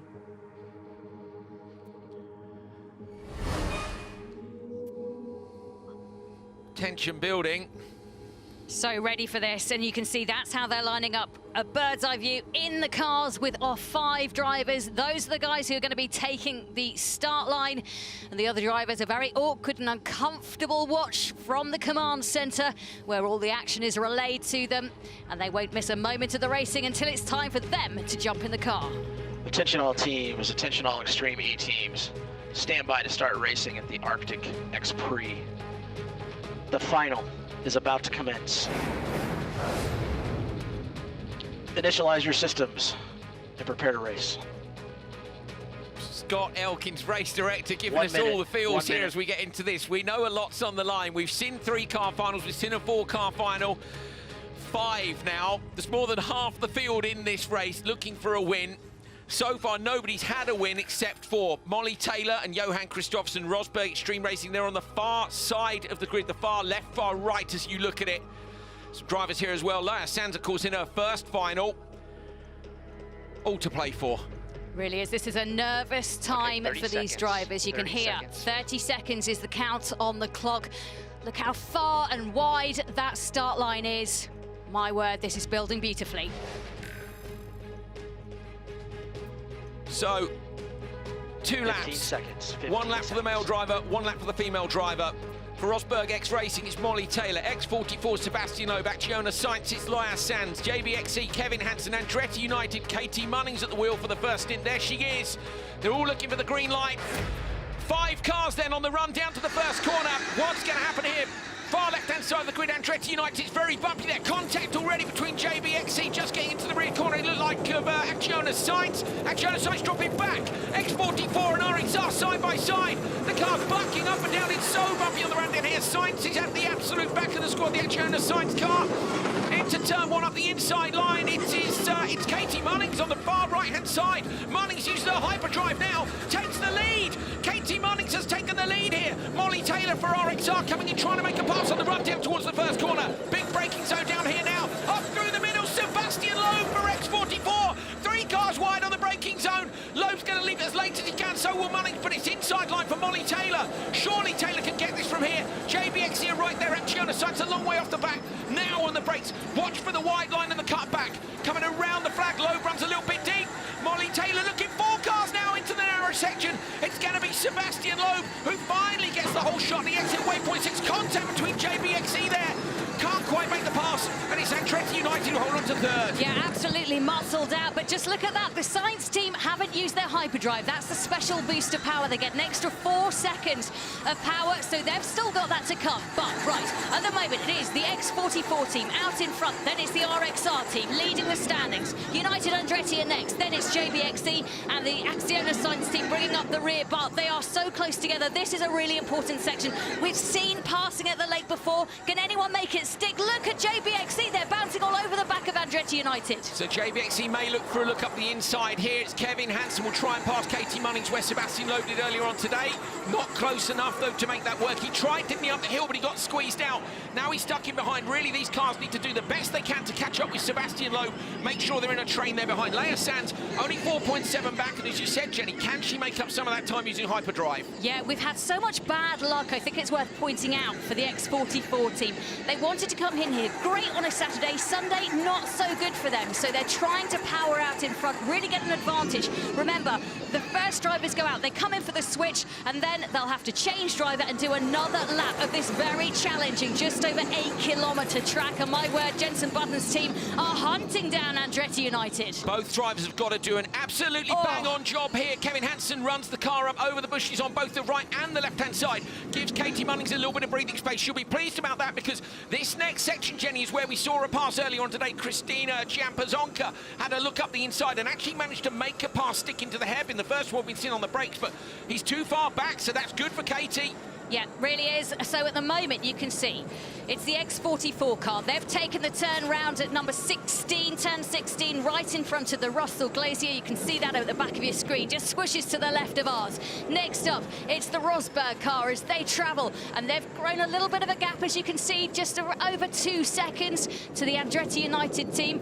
And then it's JBXE and the Acciona Sainz team still have their hyperdrive to use. So all is not lost for sure. There's still a long way to go in this. Airing it out big time there. Katie Munnings over the crest. The gap out front, look, is 10.8 seconds for Sebastian Loeb. Now it's 12.3. So Loeb is really gapping them. He's going to come in and hand over to Cristina Gutierrez. He wants to give her as much breathing space as possible because she's going to be chased by Johan Kristoffersen and Timmy Hansen for RXR and Andretti United. And they're going to chase her really hard. We've seen people hold on, Jenny, for the whole whole lap, but you've got to get that gap as big as you can. Loeb trying to check out front. Here he is. Yep, Loeb absolutely showing the class of a man who has won so many World Rally Championships. 9 championship titles to him, but look at the cars bouncing around.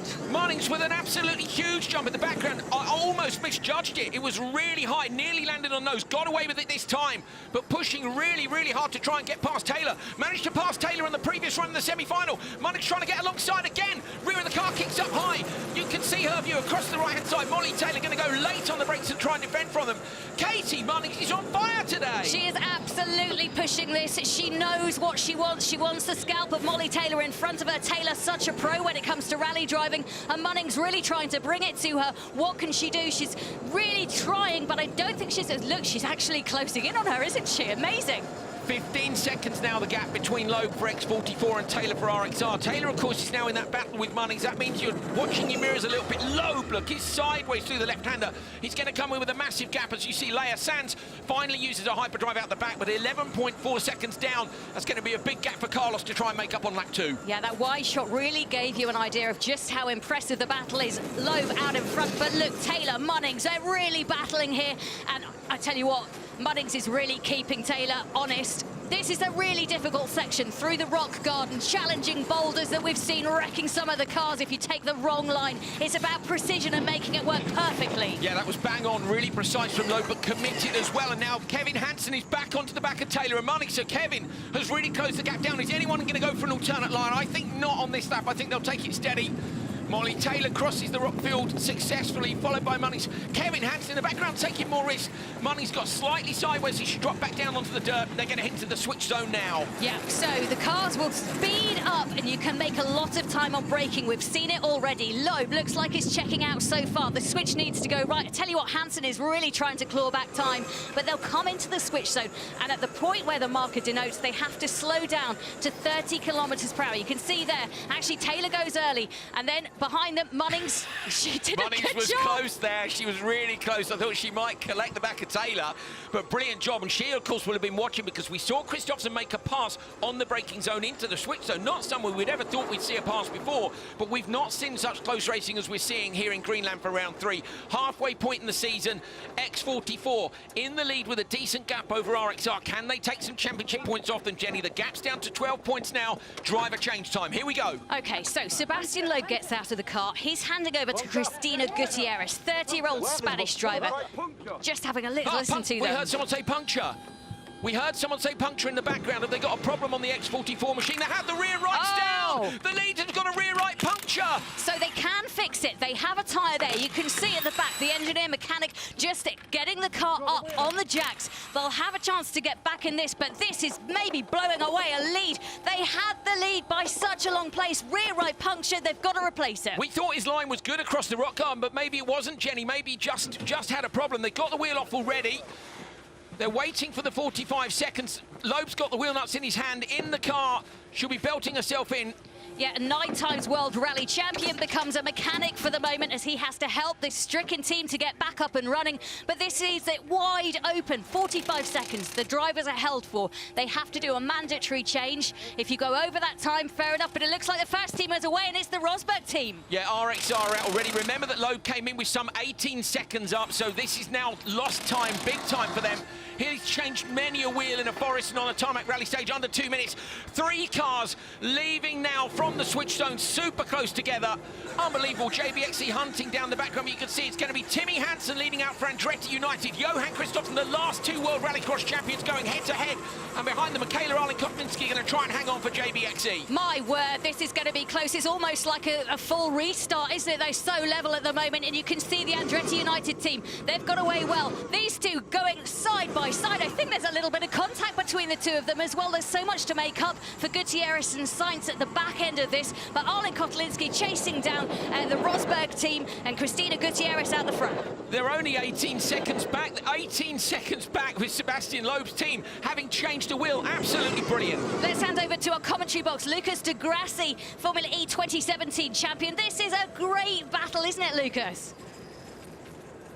Yeah, it's unbelievable. It's so good to see so much respect for these guys. I did a lap yesterday on the track, and it's just completely insane what these guys are doing, and the racing is super close. It's fully open until, I would say, the rocks in the end. Absolutely fantastic, isn't it? You must fancy a go at this yourself, surely. I mean, you know, a man of your caliber with, you know, all that circuit racing expertise. We can get you dirty, can't we? Get you out here? For sure. Actually, after the lap, I was hooked. I said, even said to Alejandro, I'm gonna get a boogie and start training myself. Oh, I love it, Lucas. Lovely to speak to you. Really good, of course, Lucas, the Clean Air Ambassador for the UN and a real staunch advocate of all environmental and sustainable affairs. Okay, absolutely brilliant. Andretti United leading now with Hansen at the wheel. Johan Kristoffersen in right behind, but Michaela Arlen-Kotlinski has gone with them as well. I didn't see if any of them used hyperdrive. I don't think they did. They're going to be saving that, Jenny, for passes down that back section. Really impressed with Arlen-Kotlinski. She's going with two of the best rallycross drivers in the world here. These guys are so good. They've battled so many times. They're battling this year for the World Rallycross Championship as well. Yeah, and just look at the pressure that's coming now in the form of Johan Kristoffersen all over the back of the Andretti United team of Timmy Hansen. And these are people that know each other so well, the driver dynamics. They've raced together for years, and Johan Kristoffersen, he's trying to find a way through, but down that section, you're crazy, aren't you, if you try? Yeah, there's no room there. The lake was the only place that could have passed here. Michaela Arlen-Kotlinski is just going to try and hold on to these two, get a podium for JBXC. If she can do anything, don't forget as well, with them trying this hard, there's a chance of contact, there's a chance one of them tries too hard. You've got to be there to pick up the pieces. Acciona Sainz, Carlos Sainz has closed the gap down by 3 seconds. He's getting away slightly from Cristina Gutierrez. They did that wheel change. Watch now for Kristoffersen. Gonna look for a pass. He's going to go out wide. So Kristoffersen knows Hansen's going to go defensive on the brakes now. Watch for Hansen. He'll brake early and take the inside line. Kristoffersen's going to try and get the car back on the exit. Here we go. Kristoffersen coming in wide and then tight. Hansen might try and stall him up at the apex. Kristoffersen now full throttle on the exit. Can he get past Timmy or not? I think he might have just edged. He's going to try and shut the door into the left-hander. Now they're still almost side by side. It's so hard to tell from here. Oh, over the crest, they are still side by side. So one of them takes the higher line, one of them the lower line, and you can see Timmy Hansen took that lower line, but the air they got there, incredible. This is a real duke-it-out fight, and they are no holds barred. Oh, but damage for the Rosberg car. That impact was just too much, took too much of a risk, and I can tell you what, JBXC see an opportunity here. Michaela Arlen-Kotlinski, could she win this? She's going to try and hold on, certainly. We've got hyperdrive down the back. There's no reason she couldn't make a pass down there, but Kristoffersen, that's equal to the Saracen jump we saw earlier on. It was absolutely huge, but it was just a little bit too much. Hansen, the rear end kicks up high. He airs it out. Where's Michaela Arlen-Kotlinski behind? JBXC within 3.8. The rear end of that car is up so high they're having to take risks here now, Jenny. Look how cut up the track is. Just goes to show how much they all want this. Winning the Arctic X-Prix means so much to them. The environmental cause means so much to them. This is a race with a passion. Brilliant, brilliant performance from Andretti United. RXR are not going to win for the first time. X44 have had 3 TQs, and again, they haven't been able to convert it. RXR have had 2 wins. Not this time. They've dropped to the back of the pack. Look, Kristoffersen maybe hasn't managed to get going. So is this going to be a first win? Now we see Hansen uses his hyperdrive. When is Michaela Arlen-Kotlinski going to respond straight away? Yeah. I think the gap's just about enough, but we've seen so many problems on this circuit. It's such a hard track. Yeah, it really is. This is a punishing background for any X-Prix, and this is the first time we've had any motorsport in Greenland. It's fantastic to see it happening, but I tell you what, Hansen and Munnings, the pair for Andretti United, fancy this. They fancy taking home this title and pushing on in the championship. This will give them a huge amount of points. I mean, what? You've never had a motorsport event in Greenland, and this is what Extreme E brings you. I don't think it's a bad debut. Yeah, absolutely. They're having a cracking stuff. So you can see Arlen-Kotlinski around 4 seconds behind the lead car at the moment, trying to hunt them down. And then you have got the 2 other cars of Sainz and X44, and at the back is Kristoffersen in the RXR stricken car. But we're coming down around to some of the final moments of this X-Prix, and if you look, it is Munnings and Hansen, the pairing. And they are coming towards the rock garden. Over they go, JBXC as well. But this is the moment. This is the battle for the Arctic X-Prix. This is a battle and a challenge for the championship. Munnings has done a great job to set up what is a fantastic win for Timmy Hansen. He looks to come across the line. They have smashed it out of the park. Congratulations to them. Andretti United win. A fist pump for Timmy Hansen. They collect 25 points. They are delighted. Well done. Absolutely brilliant. Munnings has raised her game this weekend and taken it to the championship leaders. You saw the battle on lap 2. Look at this! Airing it out sideways over the back there. Gutierrez trying to find it. They're still side by side now. This is on for P4 and P3 and P4. Well, who got it? Acciona Sainz got it. Oh, it's 0.04 of a second between Acciona Sainz and X44. Gutierrez nearly got it with a jump at the end. Incredible racing. What a battle, what a battle. X44 coming back from a puncture. Rosberg X Racing having that moment which damaged the car.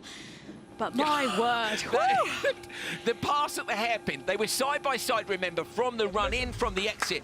Then they knew, I think, right, okay, we're going for it here. Kristoffersen launched that car, the highest we've seen it go all weekend. Okay, when you do something like that, you're taking a risk on whether or not it'll work out. Unfortunately, this time round it didn't. But an amazing job from Katie on the first lap to bring the car in where she did. Just brilliant. And look at Michaela Arlen-Kotlinski again. So, you know, we've been focusing on Katie and Timmy, but Michaela has done, this is a way faster drive than we've seen from her before. She's got a head around the car now. This championship's really hotting up now. There's so many people on the pace. Oh, look at Arctic X-Prix winners, Munnings and Hansen. The first time anybody other than the Rosberg team have won an X-Prix, and my word, what a battle it is. They've had an exemplary weekend. Both of them have drived to perfection. Hansen had a technical problem, but they managed to come back from that. And just look, the rippling, the heat, the glaze. Yes, the heat haze. It probably, yeah, I mean, it's about Cold 4 haze. degrees, but in the distance. Look at what it means to Katie. We saw earlier, Katie said, I felt like I've won. You know what? You have won. Absolutely. Cristina Gutierrez, look at this. The race is on.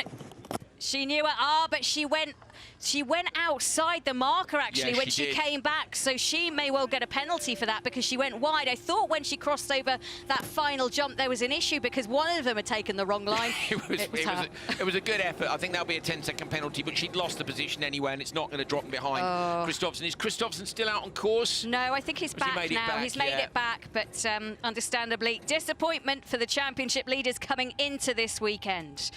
Oh, dear. That was great. I loved it. Amazing.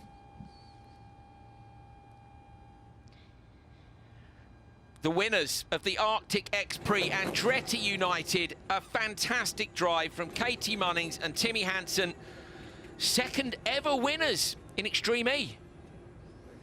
I'm with Andretti United Extreme E's Katie Munnings. You have just won the Arctic X-Prix. Earlier you said you can't wipe the smile off my face. I'm so happy with the semis. You've just won it. I know, I'm about to cry. Like, I just can't believe it.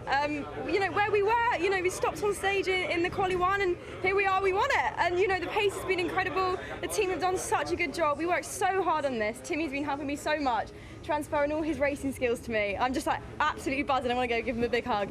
Well, you go do that. Congratulations. Thank you. Thanks. Just all smiles for Katie. Look. Here is Timmy. He is as well. He's having a winning couple of weeks. Yeah, there we go. Can you do a donut in an Odyssey 21? 1.8 tons of vehicle, probably I'm sure not. they give it a go at the last round, but maybe not just yet. So, yeah, there is a penalty look for X44, but brilliant. Another look at the start. So from the back, we get a better idea actually from the drone, don't we? It was a brilliant start by X44. Actually, on the science, I thought there was contact with JBX, but I don't actually think there was. This was low, but he ran the car really deep, and I thought potentially too deep, and that he might have lost the position there on the run up to the first corner to Molly, but Molly couldn't find the traction to stick it up the inside. I was going to say, the traction looked better actually from the outside line, and these drivers so clever in their strategy and the studying. It was a big impact for the United Andretti car, but not a problem for them at that point in time. No, and that was Katie Munnings on the first lap. So Katie did a jump very similar to the one that we saw from Johan on the second lap. This was on the way into the switch zone. Hats off, you know, to X44. 18 seconds in the lead when they came out. They were 18 seconds back when they left. That means they've changed the wheel. It's a 45-minute second hold, don't forget. So they've changed the wheel in about 1:20. Yeah, really impressive. Really impressive. Yeah, those Continental tyres going back on that car. And they should get some sort of pit stop award, shouldn't they? They should. Now, this was the moment, look, where they were side by side. So Kristoffersen went out wide. That is an absolutely massive jump. And Unfortunately, just a little bit too much, but you know what? Everybody loves a tryer. That's why everyone's so excited about. Sarazan wasn't even in this final, but for his move earlier in the semi-final, but wonderful, incredible performance. Oh, it really was. This is the part where, unfortunately, X44 car went a little bit wide, so they got a little 5-second penalty, but what a race it was. Spectacular scenery in Greenland, and a race to boot just as spectacular and worthy.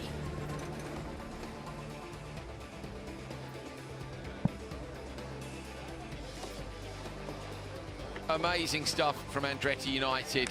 Back with the team. Brilliant. Well, the team congratulating Timmy Hansen. You can see what it means to them. And a very small amount of team members actually allowed out on site because we're watching what we do with sustainability, environmental issues. In fact, they've all taken their own cutlery and their own plates, so we don't have any waste, and even the toilet's compostable. Timmy's brother Kevin coming in for a hug with Katie as well, but Katie, just an incredible job by her. I know her mum and dad will be watching in the UK. I know Timmy's mum and dad will be watching. It's brilliant, isn't it? She can't believe it. She's going to pinch herself. She's going to have dreams about this forever. She is on top of the world, literally. Michael Andretti and Zach Brown will be feeling pretty pleased, won't they? They've re-signed these two already for next year. This is what happens when you give a driver a deal and you go, you know what, we have confidence in you. We believe in you for next year. Everybody relaxes a bit and you get the job done. Alejandro Agag over there congratulating only the second winner of an X-Prix. Yeah, the man whose idea this was, his brainchild. What a great idea. What a really great idea it was. So the final race results are in. It was RXR coming in last place, a minute in the end behind. Loeb and Gutierrez, 27 seconds behind, of course, with that 5-second penalty. The Science and Sounds team, 22.86 seconds behind our winners. And then Arlen Kotelinski and Hansen getting the second place. That's how the podium will look, with Munnings and Hansen for Andretti United atop of that podium. I hope everybody in the F1 paddock was watching that, because they would have loved it. It was a brilliant race. That's the dream for Extreme E. That's what everybody wanted. It's the first season. Hats off to the organisers. There is Jensen with the squad. Hats off to the organisers for changing the format and going, you know what, we can do 5 cars. We can change this, we can change that. And this is a result of all those little changes. A brilliant race weekend.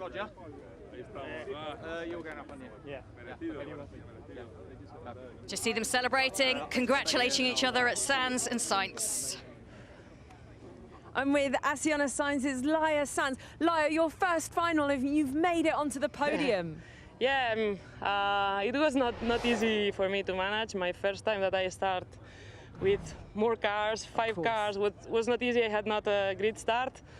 And then maybe, I don't know, I tried to push in the leg and I do many mistakes.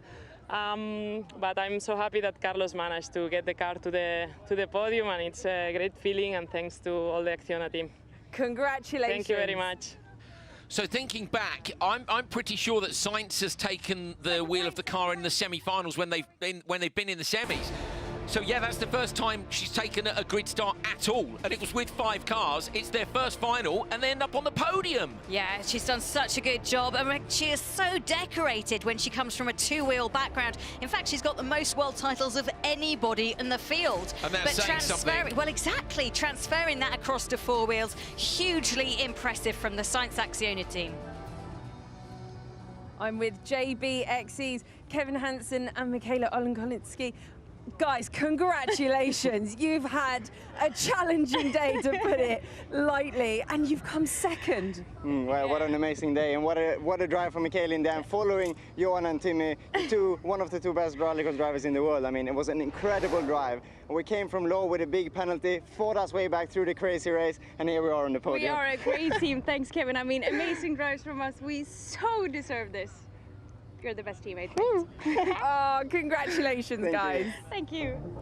Proper love in there for Hansen and Arlen Kotelinski, and why not? They've been through a lot to get to this point. Arlen Kotelinski was the Extreme E Continental test driver.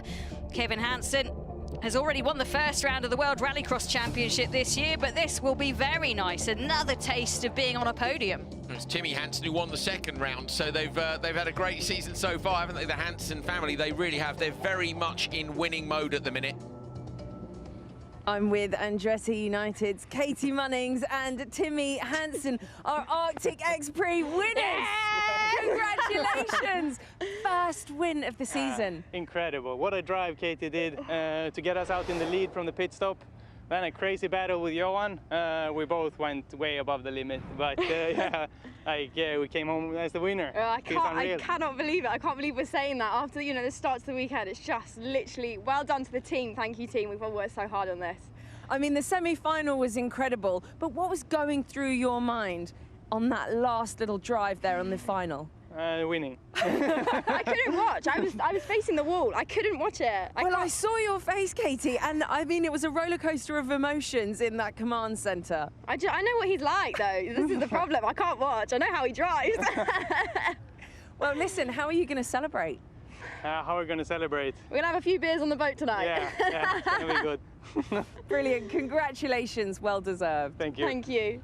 I love the fact Katie was so nervous she couldn't watch. I bet her parents were that nervous as well that they wouldn't have been able to watch. It's a brilliant first win. That's got to be Katie's biggest ever win. Timmy's competed in World Championships. This is the highest level at which Katie Munnings has competed, and it's a win for her and Timmy. I just think a fantastic performance from the pair of them and from Andretti United. Look at it. Stoked, chuffed. Yeah, sheer delight, isn't it? And an XC weekend is hard. They're on the boat. It's just a great backdrop, isn't it? And look at the results. Here's what it's done for the championship top 10. You can see RXR still in the lead, 93 points for Taylor and Christopherson. X44 in second place, Gutierrez and Loeb. So the 9 points is the gap, and then you come down into third place, 71 points. They have climbed up to third place. They were fourth coming into this for the Andretti United team. And a big jump for JBXE as well. They've done really well. Michaela Arlen-Kotelinski, slightly more points because she's been racing since the very beginning, 68. And then the Acciona Science team on 54. Matthias Ekstrom, he's also taken all of the starts so far for the Abt Cupra team on 54 points as well. And you can see 7 down to 11 at the moment, and 12. A really bad weekend for the Segi Chip Ganassi racing team, not scoring points, and a really disappointment for them. But happiness for everybody else at the podium. It's really closed up the championship. Both the championship leading cars haven't had perfect events here. It's going to make things very exciting for the remaining 2 events. Really is. It's time for the podium then. You can see the flags are fluttering in the background. The people who are there, some of the locals maybe even, have gone down to help celebrate. Let's begin the celebrations by awarding our winners. Firstly, I'd like to welcome to the stage Roger Griffiths, representative of winning team Andretti United Extreme E.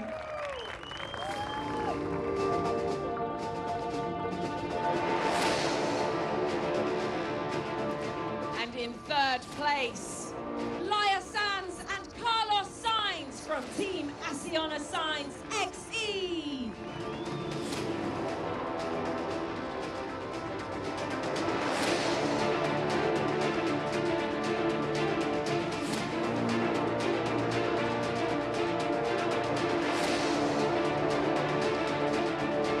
First podium for Acciona, first win for Andretti United. Just loads and loads of firsts today. Awesome. In second place, Michaela Arlen-Kotelinski and Kevin Hansen from team JBXE.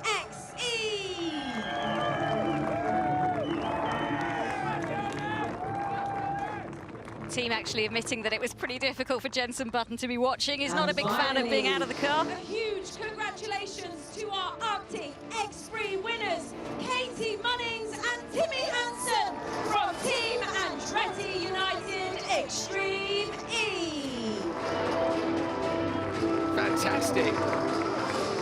I love the fact they've got the flags with them. You know, I think everyone's feeling a bit Olympic at the minute with the Olympics and the Paralympics currently going on. And yeah, I love to see people being proud of where they've come from.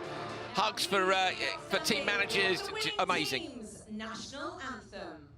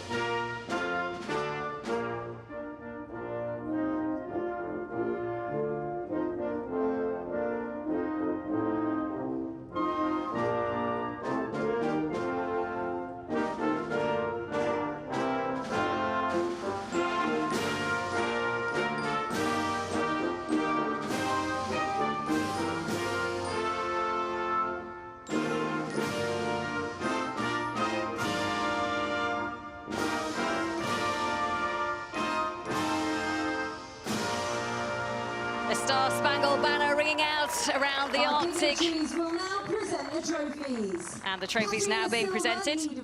Technical team at Continental will now present the winning team trophy. Best X-Prix, I think. Oh, it's been absolutely stunning to watch. The message has been very important and significant. The racing has matched that message. You can see the constructor champion for this round just lifting, that's Roger Griffiths, the team principal, lifting their trophy, the sustainable trophy, into the air.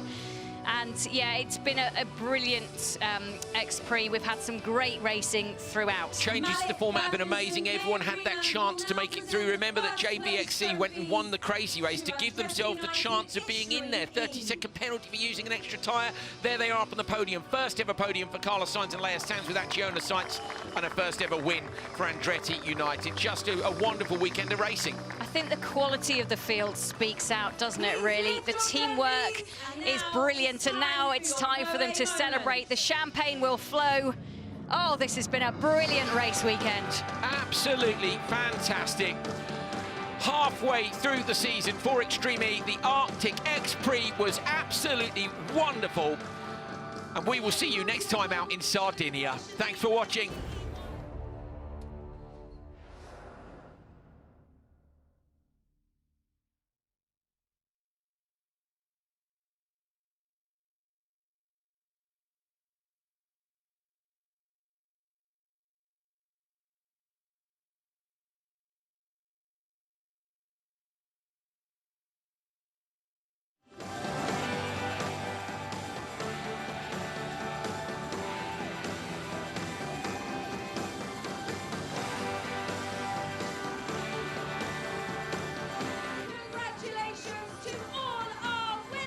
Wonderful podium here. Andretti United on the top step for the first time.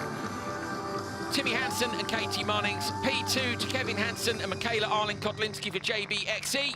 And then you've got Carlos Sainz and Leia Sanz for Sainz Acciona. Carlos will be pleased to be up there, won't he? It's his own team after all. The champagne is being sprayed. This is the celebratory moment where all of the drivers sweat mixed with champagne. One of the foulest smells in the world, but I tell you what, when you're a driver, you don't care about that. You just celebrate. And this is what it's all about. Teamwork. It's about